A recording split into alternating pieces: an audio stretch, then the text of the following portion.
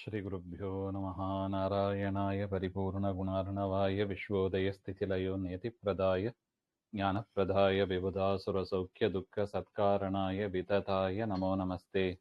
ನಾರಾಯಣಂ ಸುರಗುರುಂ ಜಗದೇಕನಾಥಂ ಭಕ್ತಪ್ರಿಯಂ ಸಕಲಲೋಕನಮಸ್ಕೃತಂಚ ತ್ರೈಗುಣ್ಯವರ್ಜಿತಮಜಂ ವಿಭುಮಾಧ್ಯಮೀಶಂ ವಂದೇ ಭವಘ್ನಮಮರಾಸುರಸಿದ್ಧವಂದ್ಯಂ. ನಾರಾಯಣಂ ನಮಸ್ಕೃತ್ಯ ನರಂ ಚೈವ ನರೋತ್ತಮಂ ದೇವೀಂ ಸರಸ್ವತೀಂ ವ್ಯಾಸಂ ತತೋ ಜಯಮುದೀರಯೇತ್. ಕೃಷ್ಣಾಯ ವಾಸುದೇವಾಯ ಹರಯೇ ಪರಮಾತ್ಮನೆ ಪ್ರಣತಃ ಕ್ಲೇಶನಾಶಾಯ ಗೋವಿಂದಾಯ ನಮೋ ನಮಃ. ಶ್ರೀ ಗುರುಭ್ಯೋ ನಮಃ.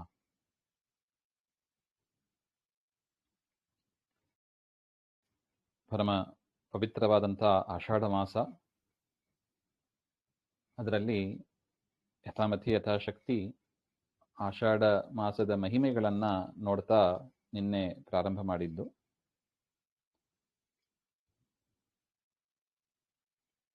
ಅದರಲ್ಲಿ ಪಂಚಗವ್ಯದ ವಿಚಾರವನ್ನು ನಾವು ಮಾಡಬೇಕು. ಹಾಗೆಂತ ಪಂಚಗವ್ಯ ಅಂದರೆ ಗವ್ಯ ಹಾಗೆಂದರೆ ಗೋವಿಗೆ ಸಂಬಂಧಪಟ್ಟದ್ದು, ಪಂಚ ಹಾಗೆಂದರೆ 5, ಪೂಜೆಗೆ ಸಂಬಂಧಪಟ್ಟ 5 ಅಂತ ಒಟ್ಟು ಹೇಳಬಹುದು.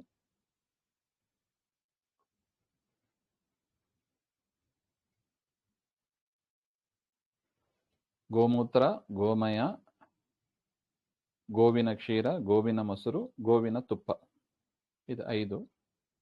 ಅದರ ಜೊತೆಗೆ ಕುಶೋದಕ ಅಂತ ಅದನ್ನು ಸೇರಿಸ್ತೀವಿ.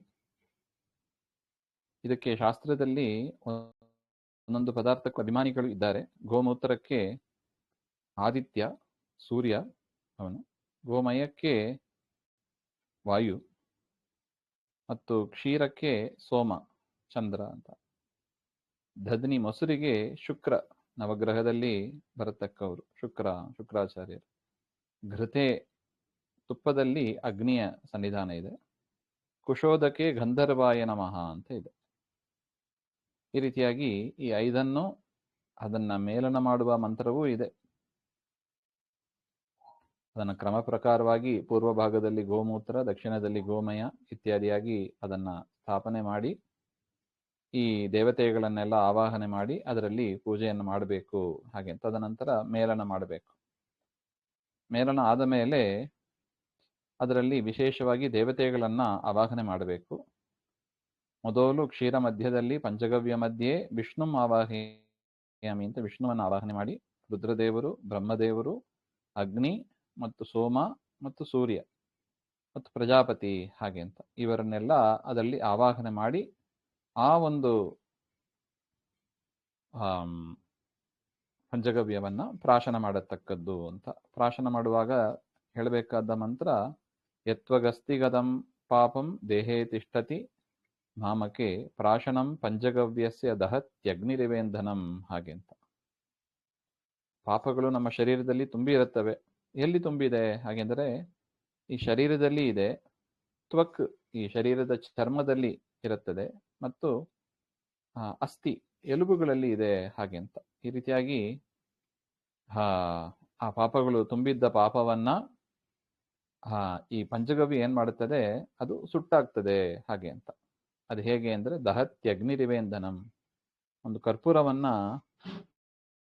ಅಗ್ನಿ ಹೇಗೆ ಸುಟ್ಟಾಗ್ತದೆ, ಸ್ವಲ್ಪ ಮುಟ್ಟಿದ್ರೆ ಸಾಕು ಕರ್ಪೂರ ಹತ್ಕೊಂಡ್ಬಿಡುತ್ತದೆ, ಅದು ಇಲ್ಲದಂತೆ ಆಗ್ಬಿಡುತ್ತದೆ. ಅದೇ ರೀತಿಯಾಗಿ ಈ ಪಂಚಗವ್ಯದ ಮಹಿಮೆ, ಅಲ್ಲಿದ್ದ ಗೋವಿನ ಮಹಿಮೆ, ಗೋವಿನಲ್ಲಿ ಇದ್ದ ದೇವತೆಗಳ ಮಹಿಮೆ, ಪಂಚಗವ್ಯದ ಅಭಿಮಾನಿ ದೇವತೆಗಳ ಮಹಿಮೆ, ವಿಶೇಷವಾಗಿ ವಾಯುದೇವರದು, ಅವರ ಅಂತರ್ಯಾಮಿಯಾದ ಪರಮಾತ್ಮ, ಇವರೆಲ್ಲರ ಮಹಿಮೆಯನ್ನು ಇದು ತಿಳಿಸಿಕೊಡ್ತಾ ಇದೆ. ಈಗ ಇತ್ತೀಚೆಗೆ ಅನೇಕ ರಿಸರ್ಚ್ ಮಾಡಿ ಗೋಮೂತ್ರದ ಮಹಿಮೆಯನ್ನ ಹೇಳ್ತಾ ಇದ್ದಾರೆ. ಇಮ್ಯುನಿಟಿ, ಶರೀರದ ಆರೋಗ್ಯಕ್ಕೆ ಬೇಕಾಗಿರುವ ಇಮ್ಯುನಿಟಿ ಡೆವಲಪ್ ಮಾಡೋದಕ್ಕೆ ಗೋಮೂತ್ರ ವಿಶೇಷವಾಗಿ ಇದೆ ಅಂತ ಹೇಳ್ತಾರೆ. ಮತ್ತು ಆಂಟಿ ಆಕ್ಸಿಡೆಂಟ್ ಅಂತ ಹೇಳ್ತಾರೆ. ಆ ರೀತಿಯಾಗಿ ಅನೇಕ ಮೆಡಿಕಲ್ ಟರ್ಮ್ಸ್ ಏನಿದೆ ಅದು ಎಲ್ಲದಕ್ಕೂ ಕೂಡ ದೊಡ್ಡ ಔಷಧಿಯಾಗಿದೆ ಗೋಮೂತ್ರ ಹಾಗೆ ಅಂತ. ಕ್ಯಾನ್ಸರ್ ಅನ್ನು ಕೂಡ ಟ್ರೀಟ್ ಮಾಡಬಹುದು ಹಾಗೆ ಅಂತ ಹೇಳ್ತಾರೆ. ಅದರಿಂದ ಗೋಮಯ ಮತ್ತೆ ಮತ್ತೆ ನಾವು ಅದನ್ನ ಸ್ವೀಕಾರ ಮಾಡಬೇಕಾದ ಒಂದು ಪದಾರ್ಥ. ಸುಮಧ್ವ ವಿಜಯದಲ್ಲಿ ಹೇಳ್ತಾರೆ, ಸೋದೈ ಮಠದ ಮೂಲ ಪುರುಷರು ವಿಷ್ಣು ತೀರ್ಥರು ಹಾಗೆ ಅಂತ, ಆಚಾರ್ಯರ ಪೂರ್ವಾಶ್ರಮದ ತಮ್ಮ ಅವರು. ಕುಮಾರಧಾರ ಪರ್ವತದಲ್ಲಿ ತಪಸ್ ಮಾಡ್ತಾ ಇರ್ತಾರೆ. ಅವರ ಆಹಾರ ಏನು ಹಾಗೆಂದ್ರೆ ಸುಮಧ್ವ ವಿಜಯಕಾರರು ಹೇಳ್ತಾರೆ,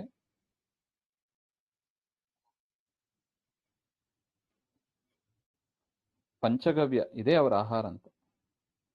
ಪಂಚಗವ್ಯಂ ಪಪೌ ಕಿಂಚಿತ್ ಪಂಚಮೇ ದಿನೇ ಹಾಗೆ ಅಂತ ಹೇಳ್ತಾರೆ. 5 ದಿವಸಕ್ಕೊಮ್ಮೆ ಪಂಚಗವ್ಯ ಸ್ವಲ್ಪ ತೆಗೆದು ಪ್ರಾಶನ ಮಾಡಿ ಮತ್ತೆ ತಪಸ್ಸಿಗೆ ಕೂಡೋದು, ಇಷ್ಟೇ ಆಹಾರ ಅವರಿಗೆ. ಸರಿ, ನಾವು ಊಹೆ ಮಾಡ್ಬೋದು, ಹಿಂದಿನವರು ಪಂಚಗವ್ಯವನ್ನ ಎಷ್ಟು ಬಳಸ್ತಾ ಇದ್ರು, 5 ದಿವಸಕ್ಕೊಮ್ಮೆ ತಗೋತಾ ಇದ್ರು, ತಿಂಗಳಿಗೊಮ್ಮೆ ಆದ್ರೂ ತಗೋಬೇಕಲ್ವಾ.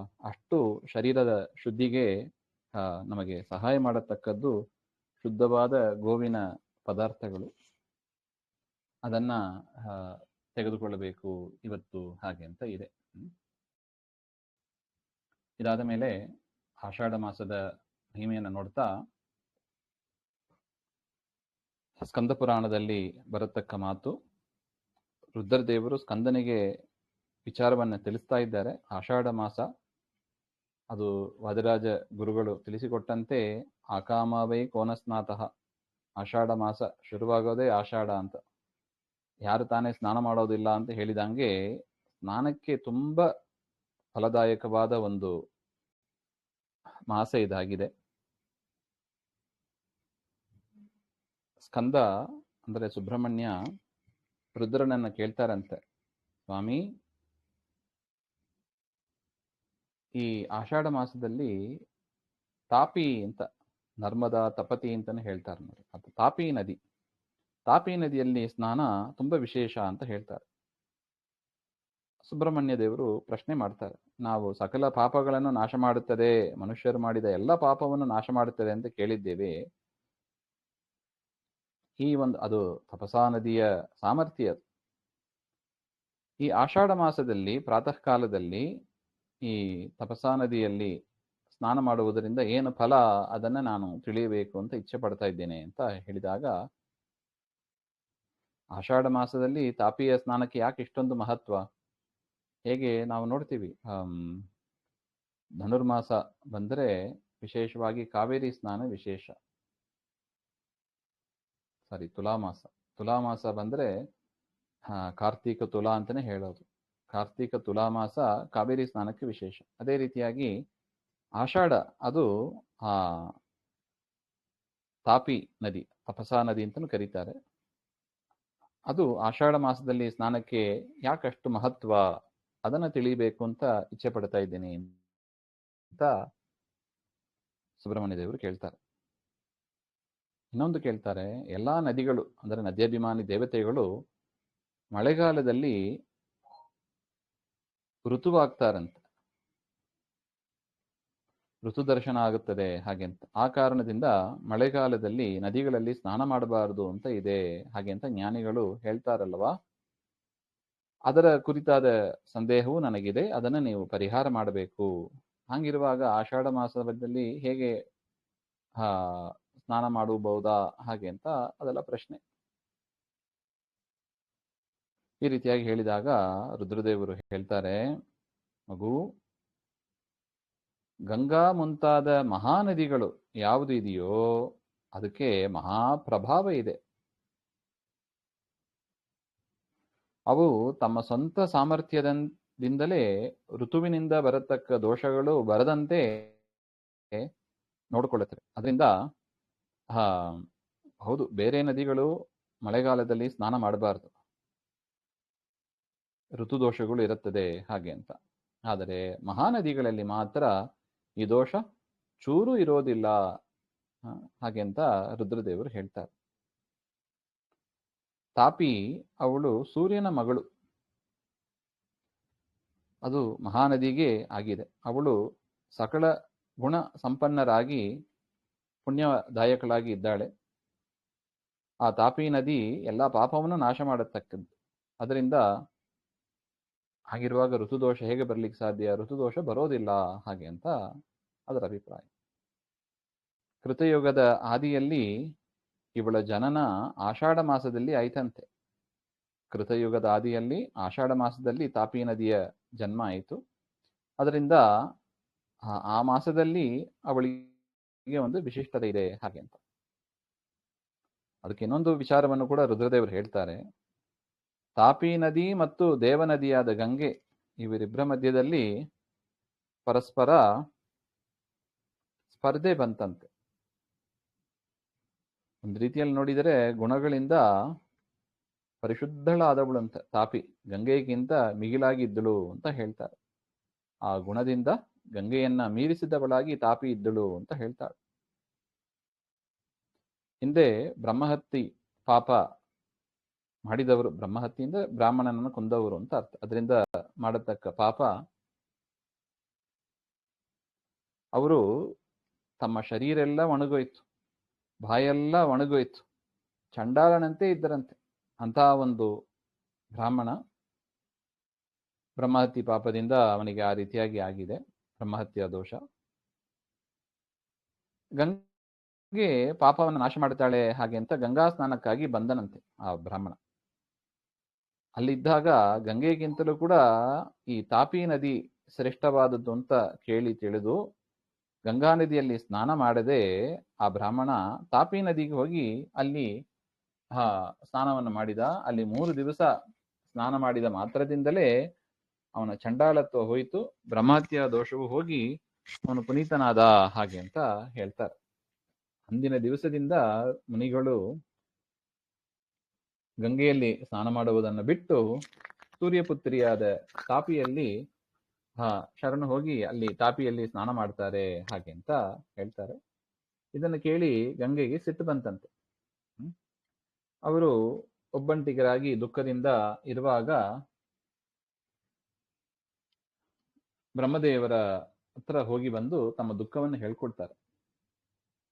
ಆಗ ಬ್ರಹ್ಮದೇವರು ಹೇಳ್ತಾರೆ, ಜಾಹ್ನವಿ, ಯಾಕೆ ಇಷ್ಟು ಮುಖ ಬಾಡಿದವಳಾಗಿದ್ದಿ, ಅದಕ್ಕಾಗಿ ಅಳ್ತಾ ಇದ್ದಿ, ಏನು ಕಾರಣ ಹಾಗೆ ಅಂತ ಬ್ರಹ್ಮದೇವರು ಕೇಳಿದಾಗ ಗಂಗೆ ಹೇಳ್ತಾಳೆ, ತಂದೆಯೇ, ಸೂರ್ಯಪುತ್ರಿಯಾದ ತಾಪಿ ಅಂತ ಒಂದು ನದಿ ಭೂಲೋಕದಲ್ಲಿ ಭಾರಿ ಪ್ರಸಿದ್ಧಳಾಗಿದ್ದಾಳೆ. ಅವಳು ತನ್ನ ಮಹಿಮೆಯಿಂದ ಗರ್ವವನ್ನ ಪಡೆದು ಉಳಿದ ನದಿಗಳನ್ನ ಅವಳು ಗಣನೆಗೆ ತೆಗೆದುಕೊಳ್ಳೋದಿಲ್ಲ ಹಾಗೆ ಅಂತ. ಮಾತ್ರ ಅಲ್ಲ, ತಾಪಿ ನದಿಯ ಸ್ನಾನ ಮಾತ್ರದಿಂದಲೇ ಮನುಷ್ಯರು ಕರ್ಮ ಬಂಧವನ್ನ ಕಳೆದುಕೊಂಡು ಪರಮಪದವನ್ನ ಹೊಂದುತ್ತಾರೆ. ಅಂತಹ ಅದ್ಭುತವಾದ ಮಹಿಮೆ ಭೂಲೋಕದಲ್ಲಿ ಬೇರೆ ಯಾವ ನದಿಗೂ ಇಲ್ಲ. ಈ ಸೂರ್ಯಪುತ್ರಿಯಾದ ತಾಪಿ ನದಿಯ ಪ್ರಭಾವ ಅದನ್ನ ಪ್ರತ್ಯಕ್ಷ ಕಾಣಬಹುದು. ಆ ಬ್ರಾಹ್ಮಣನ ವಿಚಾರವನ್ನ ಇಟ್ಟುಕೊಂಡು ಕಾಣಬಹುದು. ಗಂಗೆ ಹೇಳ್ತಾರೆ, ನನ್ನ ನದಿಯಲ್ಲಿ ಸ್ನಾನ ಮಾಡಿದ್ರೆ ಮನುಷ್ಯನಿಗೆ ಕೇವಲ ಸ್ವರ್ಗ ಮಾತ್ರ ಸಿಗ್ತದೆ, ಆದರೆ ರವಿಪುತ್ರಿಯಾದ ತಾಪಿ ನದಿಯ ಸ್ನಾನದಿಂದ ಎಲ್ಲ ದೋಷ ಪರಿಹಾರ ಮಾಡಿಕೊಂಡು ಜನರು ಸಂತೋಷದಿಂದ ಬದುಕ್ತಾರೆ ಹಾಗೆ ಅಂತ. ಇಲ್ಲಿ ತನಕ ಜನರು ಗಂಗಾ ನದಿಯಲ್ಲಿ ಸ್ನಾನ ಮಾಡುವುದನ್ನು ಬಿಡ್ತಾ ಇಲ್ಲ. ಮತ್ತ ನದಿಯನ್ನು ಬೇಕಾದ್ರೆ ಬಿಡ್ತಾರೆ ಹೊರತು ಗಂಗಾ ನದಿಯನ್ನು ಬಿಡ್ತಾ ಇಲ್ಲ. ಆದರೆ ಪಿತಾಮಹ ತಮ್ಮ ಕೃಪೆಯಿಂದ ನಾನು ಅಂದ್ರೆ ಗಂಗಾ ನದಿ ಉಳಿದ ನದಿಗಿಂತ ಶ್ರೇಷ್ಠಲಾಗಿ ಪೂಜ್ಯಲಾಗಿದ್ದೆ, ಆದರೆ ಈಗ ನನ್ನ ಎಲ್ಲವೂ ಕೂಡ ನಾನು ಕಳ್ಕೊಂಡೆ ಹಾಗೆ ಅಂತ. ರವಿಪುತ್ರಿಯಾದ ಆ ತಾಪಿ ಅವಳತ್ರ ನಾನು ಆ ಗೌರವ ಎಲ್ಲ ಕಳ್ಕೊಂಡೆ ಹಾಗೆ ಅಂತ. ಇದು ನನಗೆ ಆದ ಅವಮಾನ, ದೊಡ್ಡ ಅವಮಾನ, ನನ್ನಿಂದ ಸಹನೆ ಮಾಡ್ಲಿಕ್ಕೆ ಆಗಲ್ಲ, ಅದರಿಂದ ನಾನು ದುಃಖ ಪಡ್ತಾ ಇದ್ದೇನೆ ಹಾಗೆ ಅಂತ ಬ್ರಹ್ಮದೇವರ ಹತ್ರ ಹೇಳ್ಕೊಂಡಾಗ ಬ್ರಹ್ಮದೇವರು ನಾರದರನ್ನ ಕರೆದರಂತೆ. ನಾರದರನ್ನು ಕರೆಸಿ ಅವರಿಗೆ ಗಂಗೆಯ ಮಹಿಮೆಯನ್ನು ಹೇಳ್ತಾರೆ. ಗಂಗೆಯ ಮಹಿಮೆಯನ್ನು ಹೇಳಿ, ನಾರದ, ನೀನು ಹೋಗು, ಭೂಲೋಕಕ್ಕೆ ಹೋಗು, ತಾಪಿಯ ಮಹಿಮೆ ಇರದಂತೆ ಮಾಡು ಹಾಗೆ ಅಂತ ಆಜ್ಞೆ ಮಾಡ್ತಾರೆ. ತಾಪಿಯ ಮಹಿಮೆಯನ್ನೆಲ್ಲ ಅಪಹಾರ ಮಾಡು ಹಾಗೆ ಅಂತ ಹೇಳ್ತಾರೆ. ತಂದೆಯ ಆಜ್ಞೆಯಂತೆ ನಾರದರು ಕೂಡ ಭೂಮಿಗೆ ಬಂದು ತಾಪಿಯ ನದಿಯ ಮಹಿಮೆಯನ್ನೆಲ್ಲ ಅಪಹಾರ ಮಾಡ್ತಾರೆ. ಅಲ್ಲಿ ತನಕ ಅನೇಕ ಋಷಿಗಳು ಎಲ್ಲರೂ ಕೂಡ ಆ ತಾಪಿ ನದಿಯನ್ನ ನಾನಾ ವಿಧವಾದ ಸ್ತೋತ್ರಗಳಿಂದ ಮಾಡಿ ಅನೇಕ ಉಪಚಾರಗಳನ್ನ ಮಾಡ್ತಾ ಇದ್ರು. ಅದರ ಪ್ರಭಾವ ಏನಾಯಿತು, ನಾರದರಿಗೆ ಆ ತಾಪಿ ನದಿಯ ಮಹಿಮೆಯನ್ನ ಅಪಹಾರ ಮಾಡಬೇಕು ಅಂತ ಹೊರಟ್ರೆ ಅವರ ಜ್ಞಾನವೇ ನಾಶವಾಯ್ತಂತೆ. ಬ್ರಹ್ಮದೇವರಿಗೆ ಇದ್ದ ಜ್ಞಾನ ಎಲ್ಲ ಹೋಯ್ತು. ಹೇಳ್ತಾರೆ ನೋಡಿ, ಆ ದ್ವಾಪರ ಯುಗದ ಕೊನೆಯಲ್ಲಿ ಗೌತಮರ ಶಾಪದಿಂದ ಬ್ರಾಹ್ಮಣರ ಜ್ಞಾನ ಎಲ್ಲ ಹೋಯ್ತು. ತದನಂತರ ವೇದವ್ಯಾಸರು ಅವತಾರ ಮಾಡಿ ಮತ್ತೆ ಜ್ಞಾನವನ್ನು ಕೊಟ್ಟರು ಹಾಗೆ ಅಂತ ವಿಚಾರ. ಅದೇ ತರನೇ ಇಲ್ಲಿ ನಾರದರ ಜ್ಞಾನವೇ ಹೋಯ್ತು.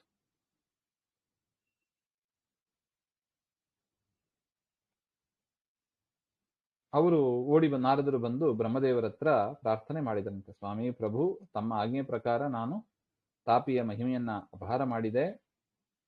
ಅದರಿಂದ ನನಗೆ ಇದ್ದ ಜ್ಞಾನ ಎಲ್ಲ ಹೋಯಿತು, ನನ್ನಲ್ಲಿ ಅಜ್ಞಾನ ತುಂಬಿಕೊಂಡ್ಬಿಟ್ಟಿದೆ, ಈಗ ನಾನು ಏನ್ ಮಾಡ್ಲಿ ಹಾಗೆ ಅಂತ. ನನ್ನ ಅಜ್ಞಾನ ಅಪಾರವಾಗಿದೆ ಹಾಗೆ ಅಂತ ಹೇಳ್ಕೊತಾರೆ ನೋಡಿ. ಅಜ್ಞಾನದ ಪ್ರಭಾವ ಏನು ಅಂತ ಹೇಳ್ತಾರೆ ಜಗದ್ಗುರುವೇ. ಆ ಪ್ರಾಣಿಗಳಿಗೆ ಆ ಅಜ್ಞಾನ ಇದೆ ನೋಡಿ, ಅದು ಇಹಲೋಕದ ಸುಖ ಪರಲೋಕದ ಸುಖ ಎರಡನ್ನೂ ಕೂಡ ನಾಶ ಮಾಡತಕ್ಕದ್ದು. ಯಾಕೆ ಹಾಗೆಂದ್ರೆ ಅಜ್ಞಾನಿಗಳು ತುಂಬಾ ಪಾಪವನ್ನ ಸಂಪಾದನೆ ಮಾಡ್ತಾ ಇರ್ತಾರೆ. ಪಾಪಕ್ಕೆ ಕಾರಣ ಯಾವುದು? ಅಜ್ಞಾನ ಹಾಗೆ ಅಂತ. ಆದರೆ ಜ್ಞಾನಿಗಳು ಪಾಪವನ್ನ ಹತ್ರನೇ ಸೇರಿಸೋದಿಲ್ಲ. ಪಾಪ ಅಂದ್ರೆ ದೂರ ಓಡಿ ಹೋಗ್ಬಿಡ್ತಾರೆ. ಅಜ್ಞಾನ, ಪಾಪ, ಅಧರ್ಮ ಎಲ್ಲ ದೂರ ಹೋಗ್ಬಿಡ್ತಾರೆ. ಅದರಿಂದ ಅಜ್ಞಾನಿಯಾದ ಆ ಪ್ರಾಣಿಗಳಿಗೆ ಒಳ್ಳೆ ಕುಲದಲ್ಲಿ ಹುಟ್ಟೇ ಇರೋದಿಲ್ಲ. ಸಂಪತ್ತು ಇದ್ರೂ ಪ್ರಯೋಜನ ಇರೋದಿಲ್ಲ. ಯಾಕೆ? ಅದನ್ನ ಸಂಪತ್ತು ಇಟ್ಕೊಂಡು ಏನ್ ಮಾಡ್ಬೇಕು ಅಂತ ಗೊತ್ತಾಗೋದಿಲ್ಲ. ಅನೇಕ ಖರ್ಚುಗಳನ್ನು ಮಾಡ್ತಾರೆ, ಒಂದೂ ಕೂಡ ಸತ್ಕಾರ್ಯ ಅಂತ ಆಗಿರೋದಿಲ್ಲ. ಅಂತ ಅಜ್ಞಾನದಿಂದ ಅವರ ಕುಲ, ಅವರ ಸಂಪತ್ತು ಎಲ್ಲವೂ ಕೂಡ ನಾಶವಾಗುತ್ತದೆ ಹಾಗೆ ಅಂತ. ಅಜ್ಞಾನಿಯಾದ ಪ್ರಾಣಿ, ಆ ಮನುಷ್ಯರು ತಮ್ಮ ಅಜ್ಞಾನದಿಂದ ಭಾರಿ ದುಃಖವನ್ನ ಅನುಭವಿಸ್ತಾ ಇರ್ತಾರೆ. ಅವರ ಆಯುಷ್ಯ ಕ್ಷೀಣಿಸ್ತಾ ಇದೆ, ಮತ್ತೆ ಮತ್ತೆ ನರಕದಲ್ಲಿ ಅವರು ದುಃಖವನ್ನ ಅನುಭವಿಸ್ತಾ ಇರ್ತಾರೆ ಹಾಗೆ ಅಂತ ಹೇಳ್ತಾ ಇದ್ದಾರೆ. ಜ್ಞಾನಿಯಾದವ ಅವನು ದುರ್ಜನನಾಗಿ ಇದ್ರೂ ಕೂಡ, ಶೂದ್ರರಲ್ಲಿ ಹುಟ್ಟಿದವನಾಗಿದ್ರೂ ಕೂಡ ಅವನು ಶ್ರೇಷ್ಠನೇ ಆಗಿರ್ತಾನೆ ನೋಡಿ. ವಿದುರ ಇಲ್ಲವೇ ನೋಡಿ, ಜ್ಞಾನಿ ಎಂಥ ಜ್ಞಾನಿಯಾಗಿದ್ದ, ಅಂಥ ಉತ್ತಮ ಸ್ಥಾನವನ್ನ ಅವನು ಪಡೆದ ಹಾಗೆ ಅಂತ. ಅವನ ದರ್ಶನವನ್ನ ಎಲ್ಲರೂ ಬಯಸ್ತಾರೆ. ಆದರೆ ಅಜ್ಞಾನದಿಂದ ಬರತಕ್ಕ ದುಃಖ ಅದು ಜ್ಞಾನೋತ್ಪತ್ತಿಯಿಂದ ಸಂಪೂರ್ಣವಾಗಿ ನಾಶವಾಗುತ್ತದೆ ಅಂತ ಹೇಳ್ತಾರೆ. ಅಜ್ಞಾನದಿಂದ ಬರತಕ್ಕ ದುಃಖ, ಅದಕ್ಕೆ ರೆಮಿಡಿ, ಸೊಲ್ಯೂಷನ್ ಜ್ಞಾನವೇ. ಅದರಿಂದ ಬ್ರಹ್ಮದೇವರೇ, ಇಂಥ ನೋಡಿ ಇದೆಲ್ಲ ಅಜ್ಞಾನದ ಪ್ರಭಾವ. ಅಜ್ಞಾನ ನನ್ನಲ್ಲಿ ಹೋಗಬಾರದು, ಅದಕ್ಕೆ ನಾನು ಈಗ ಏನ್ ಮಾಡಬೇಕು ಹಾಗೆ ಅಂತ ಅಜ್ಞಾನ ನಿಂದ ದೂರ ಹೋಗ್ಬೇಕು. ಅದಕ್ಕೆ ಏನಾದ್ರು ಉಪಾಯ ಇದ್ರೆ ದಯವಿಟ್ಟು ತಿಳಿಸಿ ಹಾಗೆ ಅಂತ ಪ್ರಾರ್ಥನೆಯನ್ನು ಮಾಡ್ತಾ ಇದ್ದಾರೆ ನೋಡಿ. ಇದೆ ಅಜ್ಞಾನದ ಪ್ರಭಾವ ಏನು ನಮ್ಮಲ್ಲಿ, ಆ ಪ್ರಯತ್ನ ಸ್ವಲ್ಪ ದೂರ ಆಗಿಬಿಟ್ಟಿದೆ. ಅಜ್ಞಾನ ಇದ್ರೆ ಇರಲಿ ಹಾಗೆ ಅಂತ ನಾವು ಇರ್ತೀವಿ. ಆದ್ರೆ ಸಜ್ಜನರಾದವರು ಜ್ಞಾನವನ್ನ ಅಜ್ಞಾನವನ್ನ ಒಪ್ಪೋದಿಲ್ಲ. ಅಜ್ಞಾನದಿಂದ ದೂರ ಇರಬೇಕು ಅಂತಾನೆ ಅವರು ಬಯಸ್ತಾ ಇರ್ತಾರೆ ನೋಡಿ. ನಾರದರೇ ಸಾಕ್ಷಿ ಇದಕ್ಕೆ. ಯಾವ ನಾರದರ ವಿಚಾರ ನಿನ್ನೆ ನಾವು ನೋಡಿದ್ದೀವಿ. ಚಾತುರ್ಮಾಸ್ಯ ಕಾಲದಲ್ಲಿ ಮುನಿಗಳ ಸೇವೆಯನ್ನ ಮಾಡಿ ಜ್ಞಾನವನ್ನ ಪಡೆದರು, ಉಪದೇಶವನ್ನ ಪಡೆದರು, ಅಪರೋಕ್ಷ ಜ್ಞಾನವನ್ನ ಪಡೆದರು. ಅದೇ ನಾರದರ ವೃತ್ತಾಂತ ಆ ತಾಪಿ ನದಿಯ ಮಹಿಮೆಯನ್ನ ಅಪಹಾರ ಮಾಡಬೇಕು ಅಂತ ಬಂದಾಗ ಅವರಿಗೆ ಅದರ ಅಜ್ಞಾನ ಆಯಿತು ಅಂತ. ಅಜ್ಞಾನದ ಪ್ರಭಾವ ಏನು ಎಂಬುದನ್ನ ಇಲ್ಲಿ ತುಂಬಾ ಚೆನ್ನಾಗಿ ನಾರದರು ತಿಳಿಸಿಕೊಟ್ಟಿದ್ದಾರೆ. ಆಗ ನಾರದರು ಹೇಳಿದರು, ಬಾ ಈಗ ತಾಪಿ ನದಿ ಹತ್ರ ಹೋಗೋಣ ಹಾಗೆ ಅಂತ. ಸೂರ್ಯಪುತ್ರಿಯಾದ ತಾಪಿಯಿಂದಲೇ ನಮ್ಮ ಪಾಪ ಎಲ್ಲವೂ ಕೂಡ ಪರಿಹಾರ ಆಗ್ತದೆ ಹಾಗೆ ಅಂತ ಹೇಳಿ ಬ್ರಹ್ಮದೇವರು ಬರ್ತಾರೆ, ನಾರದರು ಬರ್ತಾರೆ. ಬಂದು ಬ್ರಹ್ಮದೇವರು ತಾಪಿ ನದಿಯ ಹೊಗಳ್ತಾರೆ. ತಾಪಿ ನದಿಯ ಪ್ರಭಾವವನ್ನು ಅಪಹಾರ ಮಾಡಿಕ್ಕೆ ಯಾರು ತಾನೇ ಸಮರ್ಥರಾಗಿರ್ತಾರೆ? ಯಾರಿಗೂ ಅಷ್ಟು ಸಾಮರ್ಥ್ಯ ಇರೋದಿಲ್ಲ ಹಾಗೆ. ತಾಪಿ ತನ್ನ ಸ್ವಂತ ಬಲದಿಂದ ಸ್ವಂತ ಸಾಮರ್ಥ್ಯದಿಂದ ಸಕಲ ನದಿಗಳಲ್ಲೂ ಕೂಡ ಶ್ರೇಷ್ಠವಾಗಿದ್ದಾರೆ. ಅದರಿಂದ ತಾಪಿಯೇ ಎಲ್ಲಾ ನದಿಗಳಲ್ಲೂ ಕೂಡ ಶ್ರೇಷ್ಠವಾದವಳು ಅಂತ ಅವರನ್ನು ಹೊಗಳ್ತಾರೆ. ಆ ಸೂರ್ಯದೇವನ ಕಿರಣ ಸ್ಪರ್ಶದಿಂದ ಅವಳು ಸೂರ್ಯಪುತ್ರಿ ಅಂತ ಪ್ರಸಿದ್ಧಳಾಗಿದ್ದಾಳೆ. ಸೂರ್ಯನ ಕಿರಣ ಸ್ಪರ್ಶ ಅದು ಎಲ್ಲಾ ಪಾಪಗಳನ್ನು ನಾಶ ಮಾಡತಕ್ಕದ್ದು. ಉಪನಿಷತ್ತಿನಲ್ಲಿ ಹೇಳ್ತಾರೆ, ಸೂರ್ಯನ ಕಿರಣದ ಪ್ರಭಾವ ಏನು ಹಾಗೆಂದ್ರೆ ಅಲ್ಲಿ ಸ್ವತಃ ವಾಯುದೇವರೇ ಇದ್ದಾರಂತೆ. ವಾಯುದೇವರೇ ಸೂರ್ಯನಲ್ಲಿ ಇದ್ದು ಸೂರ್ಯನ ಕಿರಣದಲ್ಲಿ ಇದ್ದು ಆ ಸೃಷ್ಟಿಯಾದಿ ವ್ಯಾಪಾರಗಳನ್ನ ಅವ್ರು ಮಾಡ್ತಾರೆ ಹಾಗೆ ಅಂತ. ಅದರಿಂದ ಸಕಲ ಸೂರ್ಯ ಗ್ರಹಣ ಸ್ಪರ್ಶದಿಂದ ಅವಳು ಸೂರ್ಯಪುತ್ರಿ ಅಂತ ಅವಳು ಪ್ರಸಿದ್ಧರಾಗಿದ್ದಾಳೆ. ಅಂತ ತಾಪಿಯೇ ಸೂರ್ಯನ ಕಿರಣಗಳನ್ನ ಸಂಸ್ಪರ್ಶದಿಂದ ನೀನು ಕೂಡ ಇತರ ಸಕಲ ತೀರ್ಥಗಳಿಂದಲೂ ಕೂಡ ಮಹಿಮೆಯನ್ನ ಹೊಂದಿದ್ದೀಯಾ ಹಾಗೆ ಅಂತ ಹೇಳ್ತಾರೆ. ಸೂರ್ಯಪುತ್ರಿಯಾಗಿ ಇರತಕ್ಕ ನಿನಗೆ ಯಾವುದು ತಾನೇ ಆಶ್ಚರ್ಯ, ಯಾವುದು ತಾನೇ ಅಸಾಧ್ಯ ಹಾಗೆ ಅಂತ. ಸೂರ್ಯನ ಕಿರಣ ಸ್ಪರ್ಶ ಮಾತ್ರದಿಂದ ಎಲ್ಲಾ ನದಿಗಳು ಕೂಡ ಪರಿಶುದ್ಧವಾಗುತ್ತವೆ. ನೀನ್ ನೋಡಿದ್ರೆ ಸ್ವತಃ ಸೂರ್ಯನ ಪುತ್ರಿ, ನಿನ್ನ ಮಹಿಮೆಯನ್ನ ಏನು ಅಂತ ಹೇಳೋದು, ವರ್ಣನೆ ಮಾಡ್ಲಿಕ್ಕೆ ಸಾಧ್ಯವಾ? ನೋಡಿ, ಅದು ಸೂರ್ಯನ ಪ್ರಭಾವ ಯಾಕೆ ಹಾಗೆಂದ್ರೆ ಜಗತ್ತಿನ ಕತ್ತಲೆಯನ್ನ ನಾಶ ಮಾಡತಕ್ಕವ ಸೂರ್ಯ. ಅದು ಸೂರ್ಯನ ನಿತ್ಯ ಕಾರ್ಯ. ಬೆಳಿಗ್ಗೆದ್ದ ಕೂಡ್ಲೆ ಸೂರ್ಯ ಬರ್ತಾನೆ, ಕತ್ತಲೆ ನಾಶವಾಗ್ತದೆ. ಅಂತ ಸೂರ್ಯನ ಪುತ್ರಿಯಾದ ನೀನು ನಿನ್ನಲ್ಲಿ ಸ್ನಾನ ಮಾಡಿದಾಗ ಅಜ್ಞಾನ ಹೋಗುತ್ತದೆ ಎಂಬುದು ಏನು ಆಶ್ಚರ್ಯ ಹಾಗೆ ಅಂತ. ಈ ರೀತಿಯಾಗಿ ನಾರದರಿಗೆ ಅನುಗ್ರಹ ಮಾಡು ಅಂತ ಕೇಳಿದಾಗ ಬ್ರಹ್ಮದೇವರು ತುಂಬಾ ಸಂತುಷ್ಟರಾಗಿ ಚತುರ್ಮುಖ ಬ್ರಹ್ಮದೇವರ ಹತ್ರ ಹೋಗಿ, ನೀವು ಇಷ್ಟೆಲ್ಲ ನಮ್ಮನ್ನ ಸ್ತೋತ್ರ ಮಾಡೋದಕ್ಕೆ ಏನು ಕಾರಣ ಹಾಗೆ ಅಂತ ಹೇಳ್ತಾಳೆ. ನಿಮ್ಮಿಂದ ಹೊಗಳಲ್ಪಟ್ಟ ನಾನು ಭಾಗ್ಯಶಾಲಿ ಆಗಿದ್ದೇನೆ, 3 ಲೋಕದಲ್ಲೂ ಪೂಜ್ಯಳಾಗಿದ್ದೇನೆ ಹಾಗೆಂತ ಹೇಳಿ ಬ್ರಹ್ಮದೇವರು ಹೇಳಿದರು. ನೀನು ನಿನ್ನ ಮಹಿಮೆಯನ್ನ ಅಪಹಾರ ಮಾಡಬೇಕು ಅಂತ ನನ್ನ ಆಜ್ಞೆ ಪ್ರಕಾರ ನಾರದರು ಬಂದರು. ಆದರೆ ನಿನ್ನ ಮಹಿಮೆಯನ್ನ ಅಪಹಾರ ಮಾಡುವ ಸಾಹಸವನ್ನ ನಾರದರು ಮಾಡಿದಾಗ ಅದು ಸಾಧ್ಯ ಆಗಲಿಲ್ಲ. ಅವರಿಗೆ ಅಜ್ಞಾನ ಬಂದ್ಬಿಟ್ಟಿದೆ. ಹೇ ತಾಪಿ, ನನ್ನ ಮಾತಿನಂತೆ ನಾರದರು ಇದನ್ನು ಮಾಡಿದರು, ಅದರಿಂದ ನೀನು ಅನುಗ್ರಹ ಮಾಡು. ತಾಪಿಯೇ ಗಂಗಾ ನದಿಯ ಮಹಿಮೆ ಮತ್ತೆ ಭೂಮಿಯಲ್ಲಿ ಇರುವಂತೆ ಮಾಡು ಅಂತ 2 ವಿಚಾರವನ್ನ ಇಡ್ತಾರೆ. ಒಂದು, ನಾರದರಿಗೆ ಬಂದ ಅಜ್ಞಾನವನ್ನ ಕಳೆದು ಜ್ಞಾನವನ್ನು ಕೊಡಬೇಕು. ಎರಡನೇದು, ಗಂಗಾ ನದಿಯೇ ಶ್ರೇಷ್ಠ ಅಂತ ಮತ್ತೆ ಭೂಲೋಕದಲ್ಲಿ ಅದಾಗಬೇಕು ಹಾಗೆ ಅಂತ ಹೇಳಿದಾಗ ತಾಪಿ ಹೇಳ್ತಾಳೆ, ಸ್ವಾಮಿ ಬ್ರಹ್ಮ, ನನ್ನ ಪ್ರಾಣ ಇರುವ ತನಕ ನಿಮ್ಮ ಮಾತನ್ನ ನಾನು ಮೀರಲಿಕ್ಕೆ ಸಾಧ್ಯನೇ ಇಲ್ಲ. ಪ್ರಾಣ ಬೇಕಾದ್ರೆ ಹೋಗ್ಬೋದು, ಮತ್ತೆ ಬರ್ಬೋದು, ಆದರೆ ಕೊಟ್ಟ ಮಾತು ಇದು ನೋಡಿ, ಕೊಟ್ಟ ಮಾತನ್ನ ನಾನು ಮೀರ್ಲಿಕ್ಕೆ ಬರೋದಿಲ್ಲ ಹಾಗೆ ಅಂತ. ಈ ಶರೀರ ಶಾಶ್ವತ ಅಲ್ಲ. ಅದರಿಂದ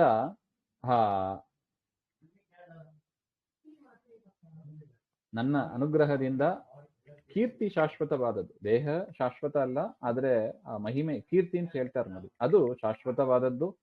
ನನ್ನ ಅನುಗ್ರಹದಿಂದ ನಾರದರಿಗೆ ಮತ್ತೆ ಜ್ಞಾನ ಸಿಗ್ತದೆ ಹಾಗೆಂತ ಹೇಳಿ ತಾಪಿ ಸ್ವಲ್ಪ ಯೋಚನೆ ಮಾಡಿ, ಹೇ ಬ್ರಹ್ಮ, ನನ್ನ ಮೇಲೆ ನೀವು ಅನುಗ್ರಹ ಮಾಡಬೇಕು ಹಾಗೆಂತ ಹೇಳಿದಾಗ ಬ್ರಹ್ಮದೇವರು ಹೇಳಿದರು, ತಾಪಿ, ನನ್ನ ಈ ನಿನ್ನ ಮಹಾಮಹಿಮೆ ಇದು ಲೋಕದಲ್ಲಿ ಸದಾ ಕಾಲವೂ ಇದ್ದೇ ಇರುತ್ತದೆ. ಆದರೆ ಒಂದು ಮಾಡೋಣ, ಇನ್ನು ಮುಂದೆ ಆಷಾಢ ಮಾಸದಲ್ಲಿ ನಿನ್ನ ಈ ಹಿರಿತನ, ಈ ಒಂದು ಸುಪೀರಿಯಾರಿಟಿ ಅಂತ ಏನು ಹೇಳ್ತೀವಿ, ಅದು ಪೂರ್ಣವಾಗಿ ನಿನ್ನಲ್ಲಿ ಇರುತ್ತದೆ. ಯಾರ್ಯಾರು ಯಾವ್ಯಾವುದನ್ನ ಬಯಸ್ತಾರೋ ಅದೆಲ್ಲವೂ ಕೂಡ ಆಷಾಢ ಮಾಸದಲ್ಲಿ ನಿನ್ನ ಸ್ನಾನ ಮಾತ್ರದಿಂದಲೇ ಅವರಿಗೆ ಸಿದ್ಧವಾಗುತ್ತದೆ. ಸ್ವರ್ಗವನ್ನ ಬಯಸುವವರಿಗೆ ಸ್ವರ್ಗ ಸಿಗ್ತದೆ, ಮೋಕ್ಷವನ್ನ ಬಯಸುವವರಿಗೆ ಮೋಕ್ಷ ಸಿಗ್ತದೆ ಹಾಗೆಂತ. ಇದೆಲ್ಲವೂ ಕೂಡ ದುರ್ಲಭವಾದದ್ದು, ಆದರೆ ಆಷಾಢ ಮಾಸದಲ್ಲಿ ಇದೆಲ್ಲವೂ ಕೂಡ ಸುಲಭ ಸಾಧ್ಯವಾಗ್ತದೆ. ಅದರಿಂದ ಗಂಗಾ ನದಿ ಮೊದಲಿದ್ದ ಹಾಗೆ ಎಲ್ಲಾ ನದಿಗಳಿಗಿಂತಲೂ ಶ್ರೇಷ್ಠವಾದದ್ದು ಅಂತಾನೆ ಇರಲಿ ಹಾಗೆ ಅಂತ ಹೇಳಿ, ಆಷಾಢ ಮಾಸದಲ್ಲಿ ನಿನ್ನ ಮಹಿಮೆ ಅದು ಪೂರ್ಣವಾಗಿ ಇರಲಿ, ಜನರಿಗೆ ಅನುಗ್ರಹ ಆಗಲಿ ಹಾಗೆ ಅಂತ ಆ ಒಂದು ವ್ಯವಸ್ಥೆಯನ್ನ ಆಷಾಢ ಮಾಸದಲ್ಲಿ ಬರುವಂತೆ ಮಾಡಿದವು. ಅದರಿಂದ ಎಲ್ಲಾ ನದಿಗಳು ಕೂಡ ತಮ್ಮ ತಮ್ಮ ಮಹಿಮೆಯನ್ನ ಭೂಲೋಕದಲ್ಲಿ ಪಡೆಯಲಿ ಹಾಗೆ ಅಂತ ಹೇಳಿದರು. ಇದು ಅದ್ಭುತವಾದ ಒಂದು ಮಹಿಮೆ. ಒಂದು 2 ನಿಮಿಷ ಬಂದೆ.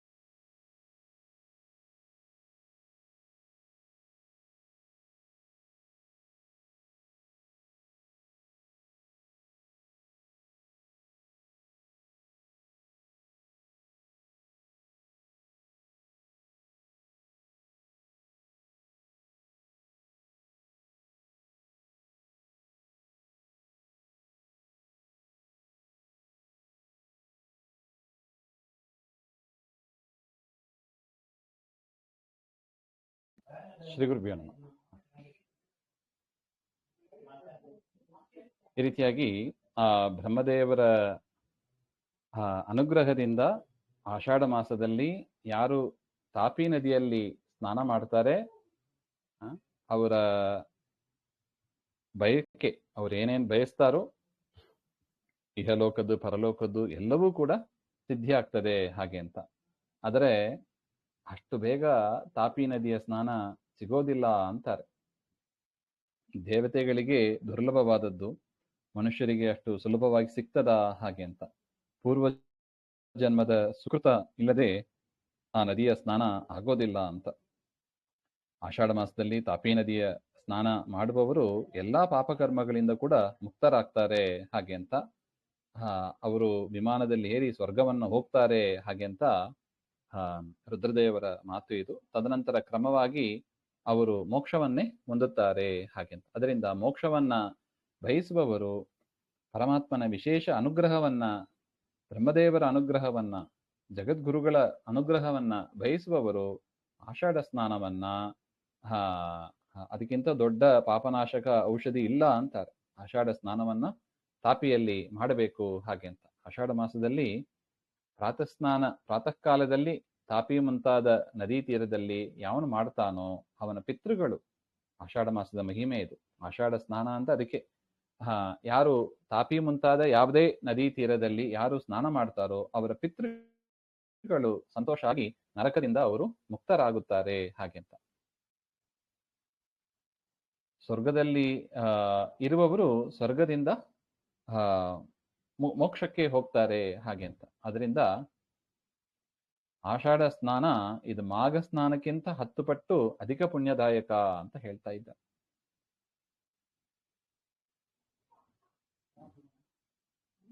ಧರ್ಮಭ್ರಷ್ಟನಾದ ಮನುಷ್ಯನು ಕೂಡ ಆಷಾಢ ಮಾಸದಲ್ಲಿ ತಾಪಿ ಸ್ನಾನವನ್ನ ಮಾಡಿದರೆ ಅವನು ಮಾಘ ಸ್ನಾನದ ಫಲವನ್ನೇ ಅವನು ಪಡೆಯುತ್ತಾನೆ ಎಂಬುದಕ್ಕೆ ಒಂದು ವಿಚಾರವನ್ನ ಹೇಳ್ತಾ ಇದ್ದಾರೆ, ಒಂದು ಆಖ್ಯಾನವನ್ನ ಹೇಳ್ತಾ ಇದ್ದಾರೆ.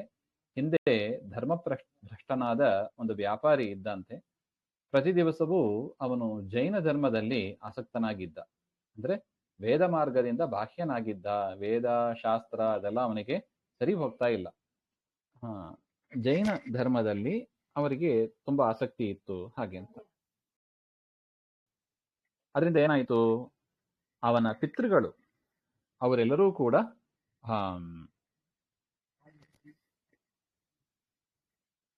ಮಾತು ನಿಂತೋಯ್ತು ಹಾಗೆ ಅಂತ, ಮೂಖರಾದರು ಅಂತ ಹೇಳ್ತಾರೆ. ಅದನ್ನೇ ಪಾಷಂಡಿ ಮತ ಅಂತ ಹೇಳೋದು. ಪಾಷಂಡಿಗಳು ಮಾಡತಕ್ಕ ಈ ದುರಾಚಾರ, ಅದರಿಂದ ಅವರ ಹಿರಿಯರಿಗೆ, ಅವರ ಮರಣವನ್ನು ಹೊಂದಿದ ಅವರ ಪಿತೃಗಳು ಏನಿರ್ತಾರೆ ಅವರಿಗೆ ಭಾರಿ ಕಷ್ಟ ಆಗ್ತದೆ ಅಂತೆ. ಆ ರೀತಿಯಾಗಿ ಇರುವಾಗ ಅವರ ಹಿರಿಯರೆಲ್ಲ ಮೂಖರಾದರು, ಅಂದ್ರೆ ಮಾತಾಡ್ಲಿಕ್ಕೆ ಬರದೇ ಹೋಯ್ತು ಹಾಗೆ ಅಂತ. ನೋಡಿ, ಇದೇ ವೈದಿಕ ಮತವನ್ನ ಯಾಕೆ ಬಿಡಬಾರ್ದು ಎಂಬುದಕ್ಕೆ ಇದೆಲ್ಲ ಒಂದು ನಿದರ್ಶನ ನೋಡಿ. ಒಂದು ಬಾರಿ ಆ ವ್ಯಾಪಾರಿ, ಅವನಿಗೆ ಇದೆಲ್ಲ ಗೊತ್ತಿಲ್ಲ, ಅದು ಮೇಲಿನ ಲೋಕದಲ್ಲಿ ಆಗತಕ್ಕ ವಿಚಾರಗಳು, ಇನ್ನೂ ಹೆಚ್ಚು ದುಡ್ಡು ಸಂಪಾದನೆ ಮಾಡಬೇಕು ಹಾಗೆ ಅಂತ ಅನೇಕ ಪದಾರ್ಥಗಳನ್ನ ವ್ಯಾಪಾರಕ್ಕಾಗಿ ತೆಗೆದುಕೊಂಡು ಬೇರೆ ಒಂದು ಊರಿಗೆ ಹೋಗ್ತಾನೆ. ಅವನು ಸ್ವಾರ್ಥಿ, ಮಹಾಸ್ವಾರ್ಥಿ ಅವನು. ಈ ರೀತಿಯಾಗಿ ಯಾತ್ರೆ ಮಾಡ್ತಾ ಇರುವಾಗ ಆಷಾಢ ಮಾಸ ಬಂತು. ತಾಪಿ ನದಿಗೂ ಕೂಡ ಅವನು ಬಂದು ಸೇರಿದ. ಆ ನದಿಯನ್ನ ದಾಟಬೇಕು ಹಾಗೆ ಅಂತ ಅವನು ಬಯಸಿದಾಗ ಭಯದಿಂದ ದಾಟಬೇಕು ಅಂತ ಹಡಗಿನಲ್ಲಿ ಹೋಗ್ತಾ ಇದ್ದಾನೆ. ಆಗ ಆ ಪದಾರ್ಥಗಳು, ಆ ಪ್ರಾಣಿಗಳು ಎಲ್ಲವನ್ನು ಕರ್ಕೊಂಡು ಹೋಗ್ತಾ ಇದ್ದ. ಅದು ಹೆದರ್ಕೊಂಡು ಒಂದೊಂದೇ ನದಿಯಲ್ಲಿ ಜಾರಿ ಜಾರಿ ಜಾರಿ ಬಿದ್ದವು ಹಾಗೆ ಅಂತ. ಅವನು ತಂದುಕೊಂಡ ಎಲ್ಲ ಪದಾರ್ಥಗಳು ಕೂಡ ನದಿಯಲ್ಲಿ ಮುಳುಗಿ ಹೋದವು. ವ್ಯಾಪಾರಿಯು ಕೂಡ ನದಿಯಲ್ಲಿ ಮುಳುಗಿ ಹೋದ ಹಾಗೆ ಅಂತ. ಯಾವುದೋ ಮತ್ತೊಂದು ಹಡಗನ್ನ ಹಿಡ್ಕೊಂಡು ತಾಪಿ ನದಿಯಿಂದ ಅವನು ತೀರಕ್ಕೆ ಬಂದು ಸೇರಿದ. ಆಗ ಅವನ ಶರೀರದಿಂದ ಆ ತಾಪಿ ನದಿಯ ನೀರು ಹರಿದು ಬರ್ತಾ ಇರ್ತದಂತೆ. ಸ್ನಾನ ಮಾಡಿ ಬರುವಾಗ ಮೈಯಿಂದ ನೀರು ಸುರಿತಾ ಇರ್ತದೆ ನೋಡಿ. ಆ ತಾಪಿ ನದಿಯ ನೀರನ್ನ ಪಾನ ಮಾಡಿ ಅವನ ವ್ಯಾಪಾರಿಯ ಪಿತೃಗಳು ಆ ನೀರಿನ ಪ್ರಭಾವದಿಂದ ತಮ್ಮ ಮೂಕತ್ವ, ಅಂದ್ರೆ ಮಾತು ಬರದೇ ಇರುವಿಕೆ, ಆ ಕ್ಷಣದಲ್ಲೇ ಅದನ್ನು ಕಳ್ಕೊಂಡ್ರು ಹಾಗೆ ಅಂತ ಹೇಳ್ತಾರೆ. ದಿವ್ಯ ರೂಪವನ್ನ ಪಡ್ಕೊಂಡು ಆ ಪಿತೃಗಳು ಆ ವ್ಯಾಪಾರಿಯನ್ನ ಕಂಡು ಮಾತಾಡಿ, ಮಗು, ತಾಪಿ ತೀರವನ್ನ ಸೇವೆ ಮಾಡಿದ್ದರಿಂದ ನೀನು ಭಾಗ್ಯವಂತನಾಗಿದ್ದಿ. ಬಹುಕಾಲ ಇಷ್ಟು ಅಜ್ಞಾನದಿಂದಲೇ ನಮಗೆಲ್ಲ ಮೂಕತನ ಬಂದಿತ್ತು, ಮಾತಾಡ್ಲಿಕ್ಕಾಗದೇ ಹೋಯ್ತು. ಅಂತ ಮೂಕತನದಿಂದ ನಾವು ಬಿಡುಗಡೆಯನ್ನ ಹೊಂದಿದ್ದೇವೆ ಹಾಗೆ ಅಂತ ಆ ವ್ಯಾಪಾರಿಯನ್ನ ಹೊಗಳಿದರಂತ ಪಿತೃಗಳು. ಈ ಪಿತೃಗಳ ಮಾತನ್ನು ಕೇಳಿ ಅವನಿಗೆ ಆಶ್ಚರ್ಯ ಆಯಿತು, ಭಾರಿ ಸಂತೋಷ ಆಯಿತು. ನೀವು ಯಾರು? ನೀವು ಯಾಕೆ ಇಲ್ಲಿ ಬಂದಿದ್ದೀರಿ?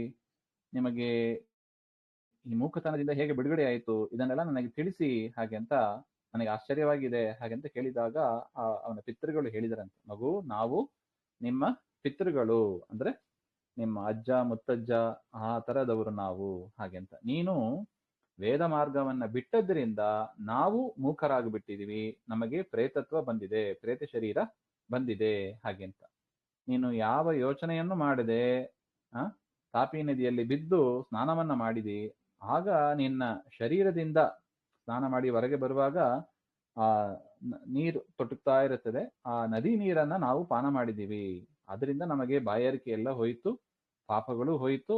ಆ ಪುಣ್ಯದಿಂದ ನಾವು ಈಗ ಮೂಕತನವನ್ನು ಕಳ್ಕೊಂಡು ದಿವ್ಯ ಶರೀರವನ್ನು ನಾವು ಪಡೆದಿದ್ದೀವಿ ಹಾಗೆ ಅಂತ. ಅದಕ್ಕೆ ಹೇಳೋದು, ನದಿ ಸ್ನಾನ ಅದು ಎಷ್ಟು ಪಾವನ ಮಾಡತಕ್ಕದ್ದು ನೋಡಿ. ನಮಗೆ ಆ ಮೇಲಿನ ಲೋಕದ ಒಂದು ಸಂಪರ್ಕ ನಮಗೆ ಇರೋದಿಲ್ಲ, ಆದರೆ ಅದಕ್ಕೆ ಶಿಖಾ ಬಿಡಬೇಕು ಅಂತ ಹೇಳ್ತಾರೆ, ಶಿಖೋದಕ ಅಂತ ಕರೀತಾರೆ. ಆ ಶಿಖೋದಕವನ್ನ ಪಿತೃಗಳು ಪಾನ ಮಾಡ್ತಾರೆ ಹಾಗೆ ಅಂತ ಹೇಳ್ತಾರೆ. ಅದರಿಂದ ನದಿಯಲ್ಲಿ ಸ್ನಾನ ಮಾಡಿ ಶಿಖೋದಕವನ್ನ ಮಾಡಬೇಕು. ಮತ್ತೆ ಪಿತೃಗಳಿಗೆ ಅದಕ್ಕೆ ಕ್ಷೇತ್ರದಲ್ಲಿ ಬಂದಾಗ ಅವರಿಗೆ ತರ್ಪಣವನ್ನ ಕೊಡಬೇಕು ಹಾಗೆ ಅಂತ ಹೇಳ್ತಾರೆ. ಅದರಿಂದ ನಮ್ಮ ಹಿರಿಯರು ಯಾರೋ ಏನೋ ಹೇಗಿದ್ದಾರೋ ತುಂಬಾ ಜನ ಹೇಳೋದುಂಟು, ನಮ್ಮ ಮನೆಯವರು ಹೋಗ್ಬಿಟ್ರು, ಅವ್ರು ಹೇಗಿದ್ದಾರೋ ಏನೋ ಹಾಗೆ ಅಂತ. ಆದರೂ ದೇವರು ಆ ಒಂದು ಸಂಬಂಧವನ್ನ ಇಟ್ಟಿದ್ದಾನೆ ನೋಡಿ. ಇದೆಲ್ಲ ಸನಾತನ ಧರ್ಮಗಳು ಇವೆಲ್ಲ. ಅದನ್ನು ನಾವು ಸರಿಯಾಗಿ ಆಚರಿಸಿದರೆ ದೇವರು ಯಾರಿಗೆ ಏನ್ ಮಾಡಬೇಕು ಅದನ್ನು ಮಾಡಿಸ್ತಾನೆ.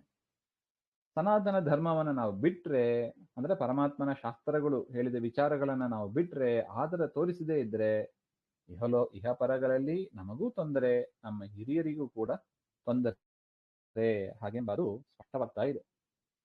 ಅದರಿಂದ ಆ ಪಿತೃಗಳೇ ಹೇಳಿದರಂತೆ, ಈ ನಿನ್ನ ಪುಣ್ಯದಿಂದ ನಾವೆಲ್ಲರೂ ಕೂಡ ಮೂಕತನವನ್ನ ಕಳ್ಕೊಂಡು ದಿವ್ಯ ಶರೀರವನ್ನ ಪಡೆದಿದ್ದೀವಿ ಹಾಗೆ ಅಂತ. ಇಲ್ಲಿ ತನಕ ತಾಪಿ ನದಿಯ ಆ ನೀರಿನ ಮಹಿಮೆಯನ್ನ ಕೇಳಿದ್ದೀವಿ ನೋಡಿ. ಒಂದೊಂದು ನದಿ ನೀರಿಗೂ ಒಂದೊಂದು ವಿಶಿಷ್ಟತೆ ಇದೆ. ಕಾವೇರಿ ನದಿ ವಿಶೇಷವಾಗಿ ಭಕ್ತಿಯನ್ನ ಬೆಳೆಸತಕ್ಕದ್ದಂತೆ. ಕಾವೇರಿ ನೀರನ್ನ ಪಾನ ಮಾಡ್ತಾ ಇದ್ರೆ ಮನುಷ್ಯರಿಗೆ ಭಕ್ತಿ ಬೆಳೀತದೆ ಹಾಗೆ ಅಂತ ಇದೆ. ತಾಪಿ ನದಿಯ ನೀರಿನ ಪ್ರಭಾವ ಪಾಪವನ್ನು ನಾಶ ಮಾಡತಕ್ಕದ್ದು ಅಂತ ಹೇಳ್ತಾರೆ ನೋಡಿ. ಆ ನದಿಯ ನೀರನ್ನ ಪಾನ ಮಾಡಿ ಆ ಪಿತೃಗಳು ಮೂಕತ್ವವನ್ನು ಕಳ್ಕೊಂಡು ಪ್ರೇತತ್ವವನ್ನು ಕಳ್ಕೊಂಡು ದಿವ್ಯ ಶರೀರವನ್ನ ಪಡೆದು ಸುಖವಾಗಿದ್ದರು ಹಾಗೆ ಅಂತ ನಾವು ಕೇಳ್ತೀವಿ. ಅದರಿಂದ ಪರಮಗತಿಯನ್ನ ಕೊಡತಕ್ಕದ್ದು ಆಷಾಢ ಮಾಸದಲ್ಲಿ ಈ ಸ್ನಾನವನ್ನ ಯಾರು ಮಾಡೋದಿಲ್ಲ ಅವರಿಗೆ ಏನಾರು ದುರ್ಗತಿ ಇದ್ರೆ ಅದರಿಂದ ತಪ್ಪಿ ಹೋಗೋದಕ್ಕೆ ಬೇರೆ ಯಾವ ಉಪಾಯವೂ ಲೋಕದಲ್ಲಿ ಇಲ್ಲ ಅಂತ ಹೇಳ್ತಾರೆ. ಅದರಿಂದ ಆದಷ್ಟು ಆಷಾಢ ಸ್ನಾನವನ್ನ ತಾಪಿ ನದಿಯಲ್ಲಿ ಮಾಡಬೇಕು ಹಾಗೆ ಅಂತ. ಅಷ್ಟು ಮಾತ್ರ ಅಲ್ಲ, ವೇದ ಮಾರ್ಗ, ಮನುಷ್ಯ ಹೇಗೆ ಬದುಕಬೇಕು ಅದನ್ನು ತಿಳಿಸಿಕೊಡೋದೇ ವೇದಗಳು. ಆ ವೇದ ಮಾರ್ಗಕ್ಕಿಂತ ಬೇರೆ ಶ್ರೇಷ್ಠವಾದ ಮಾರ್ಗ ಇದಕ್ಕೆ ಹಿಂದೆನೂ ಇದ್ದಿಲ್ಲ, ಈಗಲೂ ಇಲ್ಲ, ಇನ್ನು ಮುಂದೆಯೂ ಇರ್ಲಿಕ್ಕೆ ಹೋಗೋದಿಲ್ಲ. ತ್ರಿಕಾಲದಲ್ಲೂ ರಾಜಮಾರ್ಗ ಹಾಗೆ ಅಂದ್ರೆ ಅದು ವೇದ ಮಾರ್ಗ. ವೇದ ಅಂದ್ರೆ ಋಗ್ವೇದ, ಯಜುರ್ವೇದ, ಸಾಮವೇದ, ಅಥರ್ವಣ ವೇದ ಮತ್ತು ಇತಿಹಾಸ ಪುರಾಣಗಳು ಮತ್ತು ಭಾಗವತಾದಿ ಪುರಾಣಗಳು ಅಲ್ಲಿ ಬರುತ್ತವೆ. ಮತ್ತು ದಾಸರ ಪದಗಳು ಅಂತ ಏನಿದೆ ಇದನ್ನೆಲ್ಲ ನಾವು ವೇದ ಅಂತ ಕರಿತೀವಿ ನೋಡಿ. ವ್ಯಾಸರಾಜರು ಪುರಂದರದಾಸರ ಪದ್ಯವನ್ನ ಪುರಂದರೋಪನಿಷತ್ ಅಂತ ಕರೆದರು, ಪೀಠದಲ್ಲಿ ಇಟ್ಟು ಪೂಜೆ ಮಾಡಿದರು ಹಾಗೆ ಅಂತ. ಯಾಕೆ? ಅದು ವೇದಕ್ಕೆ ಸಮಾನವಾದದ್ದು ಹಾಗೆ ಅಂತ ನಮ್ಮ ಹಿರಿಯರು ಒಪ್ಪಿದ್ದಾರೆ. ಅದರಿಂದ ಇದೆಲ್ಲವೂ ಕೂಡ ವೇದ ಅಂತ. ವೇದ ಅಂದ್ರೆ ಯಾವುದೋ ಒಂದು ಮಂತ್ರ ಅಂತ ಅಷ್ಟು ಮಾತ್ರ ನಾವು ತಿಳ್ಕೋಬಾರ್ದು, ಅದು ಬ್ರಾಡ್ ಮೀನಿಂಗ್ ಇದೆ ಅದಕ್ಕೆ, ವೇದ ಎಂಬ ಅದಕ್ಕೆ. ಅದರಿಂದ ಆ ವೇದ ಮಾರ್ಗಕ್ಕಿಂತ ಶ್ರೇಷ್ಠವಾದ ಮಾರ್ಗ ಮೂರು ಕಾಲದಲ್ಲೂ ಯಾವುದು ಇರೋದಿಲ್ಲ. ಅಂತ ಶ್ರೇಷ್ಠವಾದ ಮಾರ್ಗವನ್ನ ಅನುಸರಿಸದೆ ಜನರು ಖಂಡಿತವಾಗೂ ದುರ್ಗತಿಯನ್ನ ಹೊಂದುತ್ತಾರೆ. ಅದರಿಂದ ಭೇದ ಮಾರ್ಗವನ್ನ ಬಿಡಬೇಡಿ ಹಾಗೆ ಅಂತ. ಅದೇ ಮಧ್ವ ಮತದ ಸಿದ್ಧಾಂತದ ಪದ್ಧತಿ ಬಿಡಬೇಡಿ ಹಾಗೆ ಅಂತ.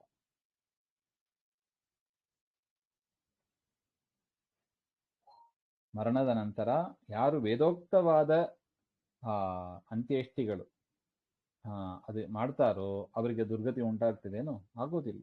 ಅದರಿಂದ ವೈದಿಕ ಕ್ರಿಯೆ ಅಂತ ಏನಿದೆ, ವೇದೋಕ್ತ ಕ್ರಿಯೆಗಳು, ಅದನ್ನು ಯಾರು ಮಾಡೋದಿಲ್ಲ ಅವರು ದುಃಖಕ್ಕೆ ಒಳಗಾಗ್ತಾರೆ. ವೇದೋಕ್ತ ಕ್ರಿಯೆಗಳನ್ನ ಮಾಡಿದರೆ ಅವರಿಗೆ ಪ್ರೇತತ್ವ ಮುಂತಾದ ತೊಂದರೆಗಳು ಇರೋದಿಲ್ಲ ಹಾಗೆ. ಯಾರು ಮಾಡಲ್ಲ ಅವರು ಪ್ರೇತತ್ವವನ್ನ ಹೊಂದುತ್ತಾರೆ ಹಾಗೆ. ಈ ರೀತಿಯಾದ ಪ್ರೇತ ಕಾರ್ಯಗಳನ್ನ, ಪ್ರೇತ ಶ್ರಾದ್ದವನ್ನ ಮಾಡದೆ ಬೇರೆ ಶ್ರಾದ್ದವನ್ನ ಮಾಡಿದರೆ ಏನು ಉಪಯೋಗ? ಅದು ಇಲ್ಲ ಅಂತ. ಅದರಿಂದ ವೇದಗಳಲ್ಲಿ ಏನ್ ಹೇಳಿದ್ದಾರೆ ಅದನ್ನ ಸರಿಯಾಗಿ ಪಾಲನೆ ಮಾಡಬೇಕು ಹಾಗೆ ಅಂತ. ಮರಣ ಆದ ನಂತರ 11ನೇ ದಿವಸ ವೃಷೋತ್ಸರ್ಜನ ಅಂತ ಹೇಳ್ತಾರೆ. ವೃಷೋತ್ಸರ್ಜನ ಮಾಡಿದರೆ ಮಾತ್ರ ಅವನಿಗೆ ಪ್ರೇತತ್ವ ನಿವಾರಣೆ ಆಗ್ತದೆ, ಅವನು ಪುಣ್ಯಲೋಕವನ್ನ ಹೊಂದುತ್ತಾನೆ. ಆ ವೃಷೋತ್ಸರ್ಜನ ಮಾಡುವುದೆಲ್ಲ ವೇದ ಕ್ರಿಯೆಗಳು, ವೇದದಲ್ಲಿ ಹೇಳಿದ ಕ್ರಮದಲ್ಲೇ ಮಾಡಬೇಕು. ಆ ವೇದೋಕ್ತ ಕರ್ಮಗಳನ್ನ ಬಿಟ್ಟು ವೇದಕ್ಕೆ ವಿರುದ್ಧವಾಗಿ ನಾಸ್ತಿಕ ಧರ್ಮಗಳನ್ನ ಯಾರು ಆಚರಣೆ ಮಾಡ್ತಾರೆ, ವಿಷ್ಣು ಭಕ್ತಿಯಿಂದ ಯಾರು ದೂರವಾಗಿ ಇರ್ತಾರೆ, ಅವರಿಗೆ ದೇವತೆಗಳಿಂದ ಅವರು ಹಿಂಸೆಗೆ ಒಳಗಾಗ್ತಾರೆ, ದೇವತೆಗಳಿಂದ ಅವರಿಗೆ ಶಿಕ್ಷಣ ಇರುತ್ತದೆ ಹಾಗೆ ಅಂತ ಹೇಳ್ತಾರೆ. ಅದರಿಂದ ಇದೆಲ್ಲ ಆ ಪಿತೃಗಳು ಆ ವ್ಯಾಪಾರಿಗೆ ಹೇಳುವ ಮಾತು. ಅದರಿಂದ ಮಗು, ಎಂದಿಗೂ ಕೂಡ ನೀನು ವೇದ ಧರ್ಮಗಳನ್ನ ನೀನು ಬಿಡಕ್ ಹೋಗಬೇಡ. ಈ ಧರ್ಮವನ್ನ ಆಶ್ರಯಿಸಿದರೆ ಮಾತ್ರ ನಮಗೆ ಪರಲೋಕ ಸಿಗ್ತದೆ. ಲೋಕದಲ್ಲಿ ಮನುಷ್ಯರು ಮನಸ್ಸು ಹೇಗೆ ಹೋಗ್ತದೋ ಹಾಗೆ ಹೋಗ್ತಾ ಇರ್ತಾರೆ. ಆ ರೀತಿಯಾಗಿ ಹೋದ್ರೆ ಅದು ನಮಗೆ ಆ ಲೋಕದಲ್ಲೂ ಅಂದ್ರೆ ಮನುಷ್ಯರ ಲೋಕದಲ್ಲೂ ಒಳ್ಳೆಯದಲ್ಲ, ಪರಲೋಕದಲ್ಲೂ ಒಳ್ಳೆಯದಲ್ಲ. ಮರಣ ಹೊಂದಿದ ಮೇಲೆ ಯಮದೂತರ ನಿಯಂತ್ರಕ್ಕೆ ನಾವು ಒಳಗಾಗಿರ್ತೇವೆ. ಸ್ವತಂತ್ರವಾಗಿ ಯಾವುದನ್ನು ಮಾಡ್ಲಿಕ್ಕೆ ಸಾಧ್ಯ ಇಲ್ಲ.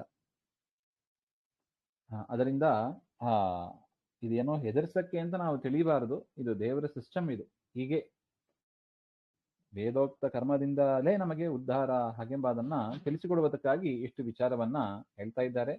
ಮತ್ತು ಹೇಳಿದರು, ನದಿಯಲ್ಲಿ ಆ ಪದಾರ್ಥಗಳೆಲ್ಲ ಮುಳುಗಿ ಹೋಯ್ತಲ್ಲ ಅಂತ ನೀನು ಚಿಂತನೆ ಮಾಡಬೇಡ.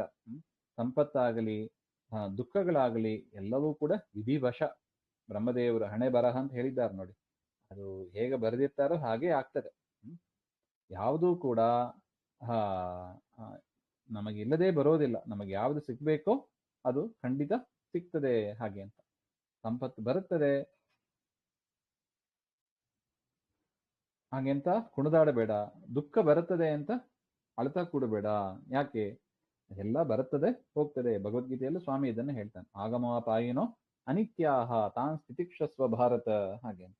ಅನಿತ್ಯವಾದದ್ದು, ಬಂದು ಹೋಗತಕ್ಕದ್ದು. ಅದರಿಂದ ಅದು ಹೋಯ್ತಲ್ಲ ಅಂತ ನೀನು ದುಃಖ ಪಡ್ತಾ ಕೂಡಬೇಡ.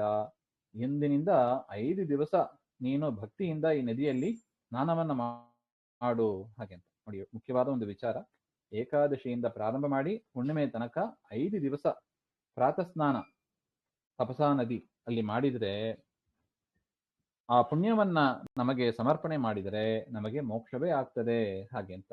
ನೀನು ಕೂಡ ಸಕಲ ಪಾಪಗಳಿಂದ ಬಿಡುಗಡೆಯಾಗಿ ಸದ್ಗತಿಯನ್ನ ಹೊಂದುವಿಯಾ ಹಾಗೆ ಅಂತ ಆ ವಿಚಾರವನ್ನ ಅವರು ಹೇಳ್ತಾ ಇದ್ದಾರೆ. ನಾವು ಈ ವಿಚಾರವನ್ನ ಕಣ್ಣಾರೆ ಕಂಡೆವು ಅಂತಾರೆ ಆ ಪಿತೃಗಳು. ತಾವು ಕಂಡ ವಿಚಾರವನ್ನ ಹೇಳ್ತಾ ಇದ್ದಾರೆ. ಅಂದ್ರೆ ಏಕಾದಶಿಯಿಂದ ಹುಣ್ಣಿಮೆ ತನಕ ಪ್ರಾತಃ ಸ್ನಾನ ತಪಸಾ ನದಿಯಲ್ಲಿ ಮಾಡಿದರೆ ಬರತಕ್ಕ ಪುಣ್ಯ, ಅದರ ಪ್ರಭಾವ ಏನು ಎಂಬುದನ್ನ ತಿಳಿಸಿಕೊಡುವುದಕ್ಕೆ ಮತ್ತೊಂದು ವೃತ್ತಾಂತವನ್ನ ಆ ಬ್ರಾಹ್ಮಣರು ಪಿತೃಗಳು ಹೇಳ್ತಾ ಇದ್ದಾರೆ. ಒಬ್ಬ ಬ್ರಾಹ್ಮಣ ಕುಮಾರ ಇದ್ದಂತೆ. ಆ ಬ್ರಾಹ್ಮಣ ಕುಮಾರ ಆಷಾಢ ಮಾಸದಲ್ಲಿ 5 ದಿವಸ ಸ್ನಾನ ಮಾಡಿದ್ದರಿಂದ ಅವರ ತಂದೆ ಘೋರವಾದ ಪ್ರೇತ ಶರೀರದಿಂದ ಬಿಡುಗಡೆಯನ್ನ ಹೊಂದಿದ್ರು ಹಾಗೆ ಅಂತ. ಅದನ್ನೆಲ್ಲ ನಾವು ದೂರದಿಂದ ನಾವು ನೋಡ್ತಾ ಇದ್ದೇವೆ. ತಪಸಾ ನದಿಯಲ್ಲಿ ಅವನು ದಿವಸ ಸ್ನಾನ ಮಾಡ್ತಾ ಇದ್ದ. ಅವನ 5 ದಿವಸ ಆದ ಮೇಲೆ ಅದನ್ನ ಪಿತೃಗಳಿಗೆ ಸಮರ್ಪಣೆ ಮಾಡಿದ. ಅದರಿಂದ ಅವರಿಗೆ ಪ್ರೇತತ್ವ ನಿವಾರಣೆ ಆಯ್ತು, ಸದ್ಗತಿಯನ್ನು ಹೊಂದಿದ್ರು ಹಾಗೆ ಅಂತ. ಆ ದಿವಸದಿಂದ ಈ ತಪಸಾ ನದಿ ಬಿಟ್ಟು ನಾವು ಬೇರೆ ಕಡೆ ಹೋಗ್ಲೇ ಇಲ್ಲವಂತೆ, ಅಲ್ಲೇ ಇರ್ತೀವಿ ಹಾಗೆ ಅಂತ.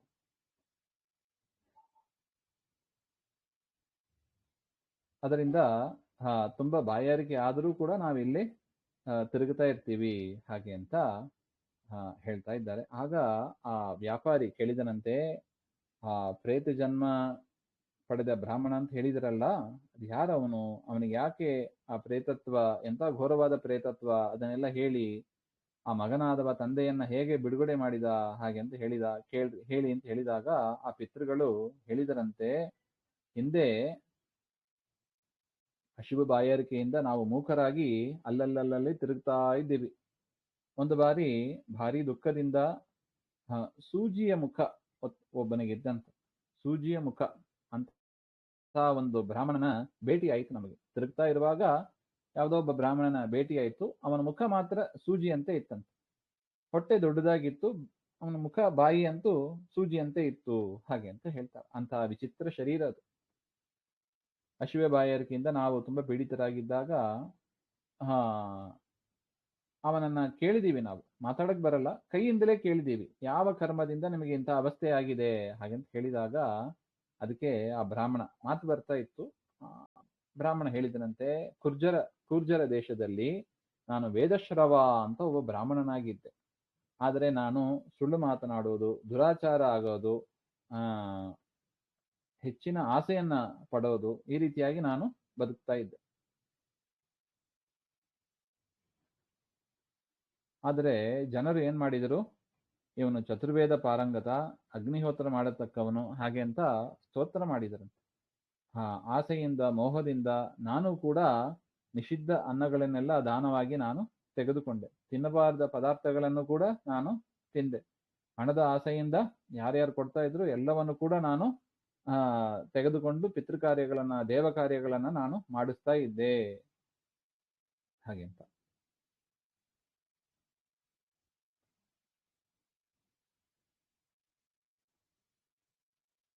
ಯಾರ್ಯಾರಿಂದ ದಾನ ತಗೋಬಾರ್ದು ಅಂಥವರಿಂದಲೇ ನಾನು ದಾನವನ್ನ ತೆಗೆದುಕೊಳ್ತಾ ಇದ್ದೆ. ನನ್ನ ಆಯುಷ್ಯ ಹೀಗೆ ಕಳೆದು ಹೋಯಿತು ಹಾಗೆ ಅಂತ ಹೇಳ್ತಾರೆ. ಪರ್ವಕಾಲ ಬಂದಾಗ ಒಂದು ಬಾರಿಯೂ ಕೂಡ ನಾನು ಸತ್ಪಾತ್ರರಿಗೆ ದಾನ ಅಂತ ಮಾಡಿಲ್ಲ, ನಾನು ಒಂದು ಹೋಮ ಅಂತ ಮಾಡ್ಲಿಲ್ಲ, ಬ್ರಾಹ್ಮಣರನ್ನ ಒಂದು ಬಾರಿಯೂ ಕೂಡ ನಾನು ಪೂಜೆ ಮಾಡ್ಲಿಲ್ಲ, ಪಿತೃಶ್ರಾದ್ದಗಳನ್ನು ನಾನು ಮಾಡಿದವನಲ್ಲ, ಪ್ರಾಯಶ್ಚಿತ್ತ ಕರ್ಮ ಅಂತನೂ ಮಾಡಿಕೊಂಡವನಲ್ಲ. ಆದರೆ ದಾನಗಳನ್ನು ಮಾತ್ರ ನಾನು ತೆಗೆದುಕೊಳ್ತಾ ಇದ್ದೆ. ಆ ದಾನ ತೆಗೆದುಕೊಂಡ ಪದಾರ್ಥ ಶುದ್ಧವೋ ಏನೋ, ಅವ್ರು ಹೇಗೆ ಸಂಪಾದನೆ ಮಾಡಿದ್ರು ಯಾವುದನ್ನು ಕೂಡ ನಾನು ನೋಡ್ತಾ ಇಲ್ಲ. ಅದರಿಂದ ನನಗೆ ಮಹಾ ಪಾಪ ಬಂದಿತ್ತು. ಪಾಪದ ಪ್ರಜ್ಞೆನೂ ನನಗಿಲ್ಲ. ಪ್ರಾಯಶ್ಚಿತ್ತ ಮಾಡ್ಕೋಬೇಕು ಅಂತ ನಾನು ಅನಿಸದೆ, ವಿವೇಕ ಇಲ್ಲದೆ ಹಣ ಸಂಪಾದನೆ ಮಾಡುವುದು, ದಾನ ತೆಗೆದುಕೊಳ್ಳೋದು, ಇದಲ್ಲೇ ನನ್ನ ಗುರಿಯಾಗಿ ಇತ್ತು. ಅದನ್ನ ಬಿಟ್ಟೇ ಇಲ್ಲ ನಾನು ಹಾಗೆ ಅಂತ. ಆದರೆ ನಾನು ಬದುಕಿದಾಗ ತುಂಬಾ ಸಂತೋಷವಾಗಿ ಬದುಕ್ತಾ ಇದ್ದೆ. ಬೇಕಾದ ದುಡ್ಡು ಸಿಕ್ತು, ನನಗೆ ತುಂಬಾ ಸಂತೋಷವಾಗಿದ್ದೆ ಹಾಗೆ ಅಂತ ಹೇಳಿ ಅಲ್ಪ ಕಾಲದಲ್ಲೇ, ಅಂದ್ರೆ ಸ್ವಲ್ಪ ಕಾಲದಲ್ಲೇ ನನಗೆ ಮರಣ ಬಂದಿತ್ತು.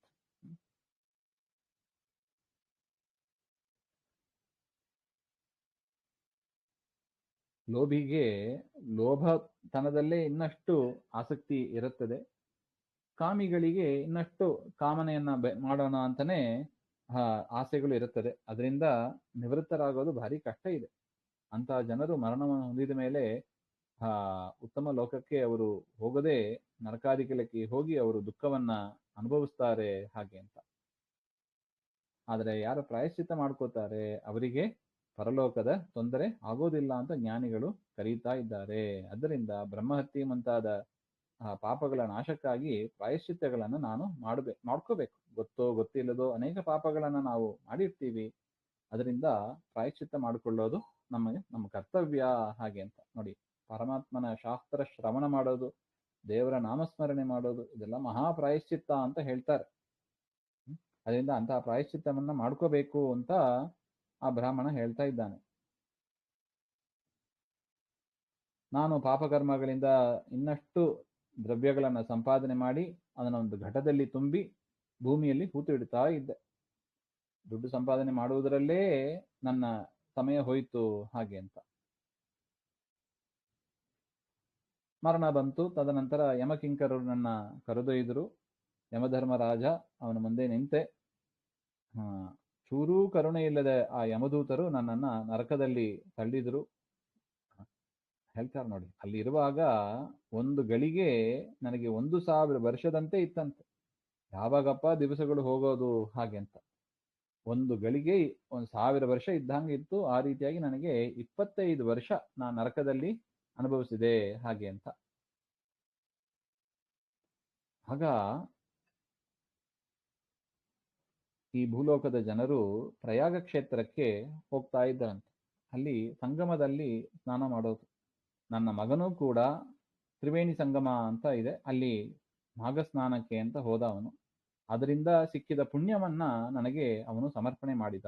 ಆ ಪುಣ್ಯದ ಪ್ರಭಾವದಿಂದ ನಾನು ನರಕದಿಂದ ಹೊರಗೆ ಬಂದೆ ಅಂತ ಹೇಳ್ತಾರೆ. ಆದರೆ ಈಗಲೂ ಕೂಡ ನನ್ನ ಮುಖ ಸೂಜಿಯಷ್ಟು ಮುಖ, ನನ್ನ ಹೊಟ್ಟೆ ಭಾರಿ ದೊಡ್ಡದು, ಸೂಜಿ ಅಂತ ಮುಖ.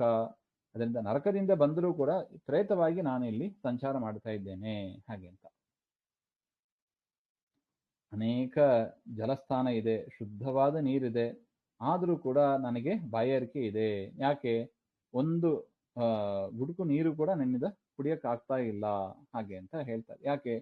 ಸೂಜಿ ಅಷ್ಟೇ ಬಾಯಿ ಅವನಿಗೆ, ಎಷ್ಟೊಂದು ತುಂಬಿಸಕ್ಕಾಗ್ತದೆ. ಹೊಟ್ಟೆ ಅಂತ ದೊಡ್ಡದಿದೆ, ಸೂಜಿ ಅಷ್ಟೇ, ಸೂಜಿಗೆ ತುದಿಯಲ್ಲಿ ತೂತು ಇರ್ತದೆ ನೋಡಿ, ಅಷ್ಟೇ ತೂತಿನ ಬಾಯಿ ಅವನಿಗೆ, ಆ ಪ್ರೇತಕ್ಕೆ. ಹಾಗಿತ್ತು. ಹಸಿವಾದರೆ ಅನ್ನ ಎಂಜಲು ಯಾವುದೋ ಸಿಗ್ತಾ ಇತ್ತು, ಆದರೆ ಅದನ್ನ ನನ್ನಿಂದ ತಿನ್ಲಿಕ್ಕೆ ಆಗೋದಿಲ್ಲ. ಒಂದು ಅಗಳು ಕೂಡ ತಿನ್ಲಿಕ್ಕೆ ಆಗಲ್ಲ ಅಂತ ಸಣ್ಣ ಬಾಯಿ ಇತ್ತು, ಹೊಟ್ಟೆ ಮಾತ್ರ ದೊಡ್ಡದಾಗಿತ್ತು. ಈ ರೀತಿಯಾಗಿ 100 ವರ್ಷ ನಾನಿದ್ದೆ. ನನ್ನ ಆ ರೀತಿಯಾಗಿ ಚೂರ್ಚುರೆ ತಿಂದ್ರೂ ಕೂಡ 100 ವರ್ಷ ತಿಂದ್ರೂ ಕೂಡ ನನ್ನ ಹೊಟ್ಟೆ ತುಂಬುದು, ಅಷ್ಟು ಸಣ್ಣ ಬಾಯಿ ಇತ್ತು. ಅದರಿಂದ ಹಸಿವು ಬಾಯಾರಿಕೆಯಿಂದ ನಾನು ತುಂಬಾ ಬಳಲುತ್ತಾ ಚೂರು ಸುಖವೇ ಇಲ್ಲದೆ ಆ ಪ್ರೇತ ಶರೀರದಲ್ಲೇ ನಾನು ಇದ್ದೇನೆ. ಇವತ್ತಿಗೆ 12 ವರ್ಷಗಳು ಆಗಿದೆ. ಆದರೂ ಕೂಡ ನನಗೆ ಯಾಕೆ ಪ್ರೇತತ್ವ ಬಂತು ಅಂತ ನಾನು ನಿಮಗೆ ತಿಳಿಸಿದ್ದೇನೆ ಹಾಗೆ ಅಂತ ಆ ಪಿತೃಗಳಿಗೆ, ಸಂಚಾರ ಕ್ರಮದಲ್ಲಿ ಇದ್ದವರಿಗೆ ಆ ಒಂದು ಬ್ರಾಹ್ಮಣ ಪ್ರೇತನಾಗಿ ಅವನಿದ್ದಲ್ಲ, ಅವನ ವಿಚಾರವನ್ನ ಇಷ್ಟು ಹೇಳಿದರು. ಆಗ ಆ ಪ್ರೇತಾವಸ್ಥೆಯಲ್ಲಿದ್ದ ಆ ಬ್ರಾಹ್ಮಣ ಅವನು ಇವರನ್ನ ಕೇಳಿದಂತೆ, ನೀವೇನ್ ಮಾಡಿದ್ರಿ? ಯಾಕೆ ಈ ರೀತಿಯಾಗಿ ಪ್ರೇತತ್ವ ನಿಮಗೆ ಬಂತು? ಯಾಕೆ ಮಾತಾಡ್ಲಿಕ್ಕೆ ಆಗೋದಿಲ್ಲ ಹಾಗೆ ಅಂತ ಹೇಳಿದರೆ, ಅದಕ್ಕೆ ಈ ಪಿತೃಗಳು ಹೇಳಿದರಂತೆ, ವ್ಯಾಪಾರಿಯ ಪಿತೃಗಳು ಹೇಳಿದರಂತೆ, ಹಿಂದಿನ ಜನ್ಮದಲ್ಲಿ ನಾವೇನು ಮಾಡಿದ್ದೇವೆ ಅದೆಲ್ಲವನ್ನು ಕೂಡ ಆಕ್ಷನ್ ಕೈ ಮೂಲಕ ನಾವು ಅವರಿಗೆ ತಿಳಿಸಿದ್ದೀವಿ. ವೇದ ಮಾರ್ಗವನ್ನ ಮೀರಿ ಪಾಷಂಡಿಗಳಂತೆ ನಾವು ಪಿಂಡ ಪ್ರದಾನ ಮುಂತಾದಗಳನ್ನ ಮಾಡದೇ ಇದ್ದೀವಿ. ನದಿಯಲ್ಲಿ ತೀರ್ಥ ಸ್ನಾನ ಮಾಡಿಲ್ಲ, ಪಿತೃಗಳನ್ನ ಉದ್ದೇಶಿಸಿ ತರ್ಪಣ ಕೊಟ್ಟಿಲ್ಲ, ದೇವಪೂಜೆ, ಬ್ರಾಹ್ಮಣ ಸಂತರ್ಪಣೆ ಯಾವುದು ಮಾಡಿಲ್ಲ ನಾವು. ಆ ಪೂರ್ವ ಜನ್ಮದ ಫಲ ಇಂಥ ಘೋರವಾದ ದುರ್ಗತಿಯನ್ನು ನಾವು ಹೊಂದಿದ್ದೇವೆ ಹಾಗೆ ಅಂತ ಈ ರೀತಿಯಾಗಿ ನಾವು ಮಾತಾಡ್ತಾ ಇರುವಾಗ ಆ ಸೂಜಿಯಂತೆ ಮುಖ ಇರತಕ್ಕ ಬ್ರಾಹ್ಮಣನ ಮಗ ಆ ತಾಪಿ ನದಿಗೆ ಬಂದಂತೆ, ಸ್ನಾನಕ್ಕಾಗಿ ಬಂದ.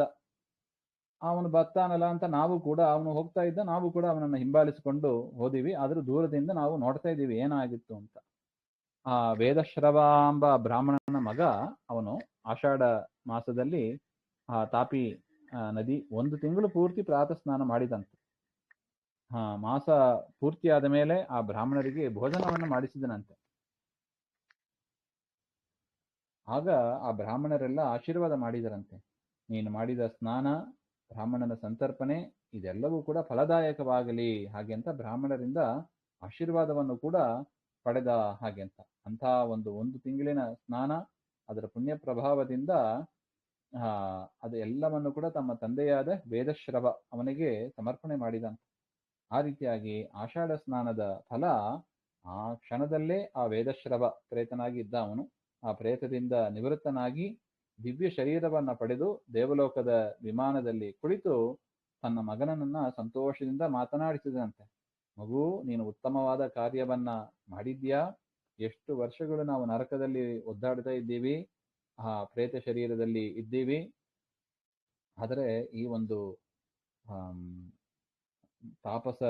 ತಾಪಿ ನದಿಯ ಪ್ರಭಾವದಿಂದ ನಮಗೆ ಪ್ರೇತತ್ವದಿಂದ ನಮ್ಮನ್ನ ಪಾರು ಮಾಡಿದ್ಯಾ. ಯಾರ ಮನೆಯಲ್ಲಿ ಸತ್ಪುತ್ರರು ಇರ್ತಾರಲ್ವಾ ಅವರೇ ಭಾಗ್ಯವಂತರು ಹಾಗೆ ಅಂತ. ನೋಡಿ, ಮಕ್ಕಳಾದವರು ಹೇಗೆ ಬೆಳೆಸ್ಬೇಕು, ಅದಕ್ಕೆ ಸಣ್ಣ ವಯಸ್ಸಿನಿಂದಲೇ ಮಕ್ಕಳನ್ನ ಈ ವೇದ ಮಾರ್ಗದಲ್ಲಿ ನಾವು ತರಬೇಕು. ಯಾಕೆ ನಾಳೆ ಅವರೇ ಮಾಡಬೇಕಾದವರು, ಅವರಿಗೆ ಅದರ ಪರಿಚಯವೇ ಇಲ್ಲದೆ ಹೋಗಿಬಿಟ್ರೆ, ವೇದ ಮಾರ್ಗದಿಂದ ತಪ್ಪಿ ಹೋಗಿ ಪಾಷಂಡಿಗಳಾಗಿ ಬದುಕಿದರೆ ಅದಕ್ಕೆ ತಂದೆ ತಾಯಿಯರೇ ಹೊಣೆಗಾರಿ ಆಗ್ಬಿಡ್ತಾರೆ. ಯಾಕೆ ಸಣ್ಣ ವಯಸ್ಸಿಂದಲೇ ತರಬೇಕಾದದ್ದು, ಅದು ವಯಸ್ಸಾದ ಮೇಲೆ ಮಾಡತಕ್ಕದ್ದಲ್ಲ. ಅದು ವಯಸ್ಸಾದ ಮೇಲೆ ಮಾಡ್ಬೋದು, ಅದಕ್ಕೂ ಒಂದು ಫಲ ಇದ್ದೇ ಇದೆ. ಧರ್ಮ ಮಾಡೋದಕ್ಕೆ ವಯಸ್ಸು ಬೇಕಾಗಿಲ್ಲ, ಆದ್ರೆ ಸಣ್ಣತನದಿಂದ ಮಾಡಿದರೆ ಅನುಗ್ರಹವೂ ಜಾಸ್ತಿ ಸಿಗ್ತದೆ, ಕಷ್ಟವೂ ಇರೋದಿಲ್ಲ. ಹಾಗೆ ಅದರಿಂದ 100 ಜನ ಇದ್ದು ಏನು ಉಪಯೋಗ? ಯಾವನು ಕೂಡ ಇಂಥ ಸನ್ಮಾರ್ಗದಲ್ಲಿ ನಡೀದೇ ಇದ್ರೆ, ಒಬ್ಬ ಮಗ ಇದ್ರೂ ಕೂಡ ಸಾಕು, ಸನ್ಮಾರ್ಗದಲ್ಲಿ ನಡೆದರೆ ಅವನ ಪಿತೃಗಳು ಸಂತೋಷ ಪಡ್ತಾರೆ. ಹಾಗೆ ಅಂತ ಹೇಳಿದ ಈ ಒಂದು ವಿಚಾರವನ್ನ ಆ ವೇದಶ್ರವ ಬ್ರಾಹ್ಮಣ ಆ ಮಗುವಿಗೆ ಹೇಳಿ ಅವನು ವಿಷ್ಣು ಲೋಕಕ್ಕೆ ಹೋದ. ಹಾಗೆ ಅಂತ ಇದನ್ನ ನಾವು ದೂರದಿಂದ ನೋಡ್ತಾ ಇದ್ದೀವಿ.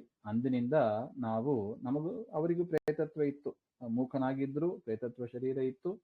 ಅದರಿಂದ ನಾವು ಎಲ್ಲೂ ಹೋಗದೆ ಈ ತಾಪಿ ನದಿಯಲ್ಲೇ ನಾವು ಇದ್ದೇವೆ. ಹಾಗೆ ಅಂತ ನಮ್ಮ ಮಕ್ಕಳು ಕೂಡ ಯಾವಾಗಲಾರು ಬರೋರು. ಹಾಗೆ ಅಂತ ದೈವ ಅನುಗ್ರಹ, ಆ ವ್ಯಾಪಾರಿಯೇ ಅವರ ಮಗ. ವ್ಯಾಪಾರಿ, ನೀನು ಬಂದು ಆ ತಾಪಿ ನದಿಯಲ್ಲಿ ಸ್ನಾನ ಮಾಡಿ ಆ ನೀರನ್ನ ಗೊತ್ತಿಲ್ಲದೆ ನೀನು ಬಿದ್ದಿದ್ದಿ, ಮಾಡಿದ್ದಿ, ನಿನ್ನ ಶರೀರದಿಂದ ಬಂದ ನೀರು, ಅದನ್ನು ನಾವು ಪಾನ ಮಾಡಿದ್ದೀವಿ, ನಮಗೆ ಮೂಕತ್ವ ಹೋಯಿತು, ಪ್ರೇತತ್ವ ಹೋಯಿತು, ಆದರೂ ನಮಗೆ ಮೋಕ್ಷ ಆಗಬೇಕು, ಉನ್ನತ ಸ್ನಾನ ಬರಬೇಕು. ಅದರಿಂದ ಏಕಾದಶಿಯಿಂದ ಹುಣ್ಣಿಮೆ ತನಕ ನೀನು ಈ ಕಾರ್ಯವನ್ನ ಮಾಡು, ನಿನಗೂ ಅನುಗ್ರಹ ಆಗ್ತದೆ, ನಮಗೂ ಕೂಡ ಉತ್ತಮ ಜನ್ಮ ಆಗ್ತದೆ ಅಂತ ಆ ವ್ಯಾಪಾರಿಗೆ ಹೇಳಿದಾಗ ಆ ಕ್ಷಣದಲ್ಲೇ ಆ ವ್ಯಾಪಾರಿ ಜೈನ ಧರ್ಮವನ್ನೆಲ್ಲ ಬಿಟ್ಟು ಏಕಾದಶಿಯಿಂದ ಹುಣ್ಣಿಮೆ ತನಕ ಆ ತಾಪಿ ನದಿಯಲ್ಲಿ ವಿಧಿಪೂರ್ವಕ ಪ್ರಾತಸ್ನಾನವನ್ನ ಮಾಡಿ ತಮ್ಮ ತಂದೆ ಹಿರಿಯರಿಗೆ ಪಿತೃಗಳಿಗೆ ಶ್ರಾದ್ದವನ್ನ ಮಾಡಿ ಹುಣ್ಣಿಮೆ ದಿವಸ ತಮ್ಮ ಪಿತೃಗಳಿಗೆ ಆ ಸ್ನಾನದ ಪುಣ್ಯವನ್ನ ಅವನು ಸಮರ್ಪಣೆ ಮಾಡ್ತಾ ಇದ್ದಾನೆ. ಈ ರೀತಿಯಾಗಿ ಆಷಾಢ ಮಾಸದ ಕೊನೆ 5 ದಿವಸ ಅಂದ್ರೆ ಸ್ನಾನಕ್ಕೆ ವಿಹಿತವಾದದಂದ್ರೆ ಅದೇ ಹುಣ್ಣಿಮೆ ತನಕ ಬರುತ್ತದೆ. ಏಕಾದಶಿಯಿಂದ ಹುಣ್ಣಿಮೆ ತನಕ ಆ ಪುಣ್ಯವನ್ನ ಸಂಪಾದನೆ ಮಾಡಿ ಆ ವ್ಯಾಪಾರಿ ತನ್ನ ಪಿತೃಗಳಿಗೆ ಸಮರ್ಪಣೆ ಮಾಡಿದ, ಅದನ್ನು ಸ್ವೀಕಾರ ಮಾಡಿ ಆ ಪಿತೃಗಳು ತಮ್ಮ ಪ್ರೇತದಿಂದ ಬಿಡುಗಡೆಯನ್ನು ಹೊಂದಿ ಉತ್ತಮವಾದ ದಿವ್ಯ ವಿಮಾನದಲ್ಲಿ ವೇದಶ್ರವ ಅಂತ ಬ್ರಾಹ್ಮಣ ಯಾವ ವಿಷ್ಣು ಲೋಕವನ್ನು ಕುರಿತು ಹೋದನೋ ಅದೇ ವಿಷ್ಣು ಲೋಕಕ್ಕೆ ಇವರು ಕೂಡ ಹೋದರು. ಹಾಗೆ ಅಂತ ಹೇಳ್ತಾ ಇದ್ದಾರೆ. ಅದರಿಂದ ಆಷಾಢ ಮಾಸದಲ್ಲಿ ಪ್ರಾತಸ್ನಾನ, ಅದರ ಪುಣ್ಯ ಪ್ರಭಾವ ಅದು ಇಹಲೋಕದಲ್ಲಿ ಪರಲೋಕದಲ್ಲಿ ಸುಖವನ್ನ ಕೊಡತಕ್ಕದ್ದು ಅಂತ ಈ ವಿಚಾರವನ್ನೆಲ್ಲ ರುದ್ರದೇವರು ಸ್ಕಂದನಿಗೆ ಹೇಳ್ತಾ ಇದ್ದಾರೆ. ತಾಪಿ ನದಿಯಲ್ಲಿ ಆಷಾಢ ಮಾಸದಲ್ಲಿ ಸ್ನಾನದ ಮಹಿಮೆಯನ್ನ ನಾನು ತಿಳಿಸಿದ್ದೇನೆ. ಇದು ಪ್ರತ್ಯಕ್ಷವಾಗಿ ಅನೇಕ ಜನರು ಕಂಡಿದ್ದಾರೆ, ಅದರ ಪುಣ್ಯವನ್ನ ಅನುಭವಿಸಿದ್ದಾರೆ. ಅದರಿಂದ ನಿನಗೆ ಇದನ್ನ ತಿಳಿಸಿದ್ದೇನೆ. ಹಾಗೆ ಅಂತ ಇಲ್ಲಿಗೆ ಸ್ಕಂದ ಪುರಾಣದಲ್ಲಿ ಶಿವ ಸ್ಕಂದ ಅವರ ಸಂವಾದ ರೂಪದಲ್ಲಿ ಆಷಾಢ ಮಾಸ ಮಹಿಮೆಯಲ್ಲಿ ತಾಪಿ ಆಷಾಢ ಸ್ನಾನ ಮಹಿಮೆ ಎನ್ನತಕ್ಕ ಅಧ್ಯಾಯ ಮುಗಿತದೆ. ಅದರಿಂದ ಪರಮಾತ್ಮನ ಅನುಗ್ರಹ, ಹರಿವಾಯು ಗುರುಗಳ ಅನುಗ್ರಹ, ನಾವು ಈ ಒಂದು ವಿಚಾರವನ್ನ ಮೊದಲು ಶ್ರವಣ ಮಾಡಬೇಕು. ಸ್ನಾನ ಅಂದ್ರೆ ಏನು, ಸ್ನಾನ ಯಾಕೆ ಮಾಡಬೇಕು, ಅದರಿಂದ ನಮಗೇನು ಪ್ರಭಾವ, ನಮ್ಮ ಹಿರಿಯರಿಗೆ ಏನು ಪ್ರಭಾವ ಆಗ್ತದೆ, ಅದರಿಂದ ಇದನ್ನೆಲ್ಲ ಅರಿತು ಮಹಾನದಿಗಳಲ್ಲಿ ನಾವು ಸ್ನಾನ ಮಾಡತಕ್ಕದ್ದು, ಅದು ಮಹಾಪುಣ್ಯದಾಯಕ ಅಂತ ಹೇಳ್ತಾ, ಸರ್ವಗುಣ ಸಂಪೂರ್ಣ ಸರ್ವದೋಷ ವಿವರ್ಜಿತ ಪ್ರಿಯತಾಂ ಪ್ರೀತೇ ಬಾಲಂ ವಿಷ್ಣುರ್ಮೆ ಪರಮ ಸುಹೃತ್ ಶ್ರೀಮಧ್ವಾಂತರ್ಗತ ಶ್ರೀಕೃಷ್ಣಾರ್ಪಣ ನಮಃ. ಶ್ರೀ ಹರೇ ನಮಃ.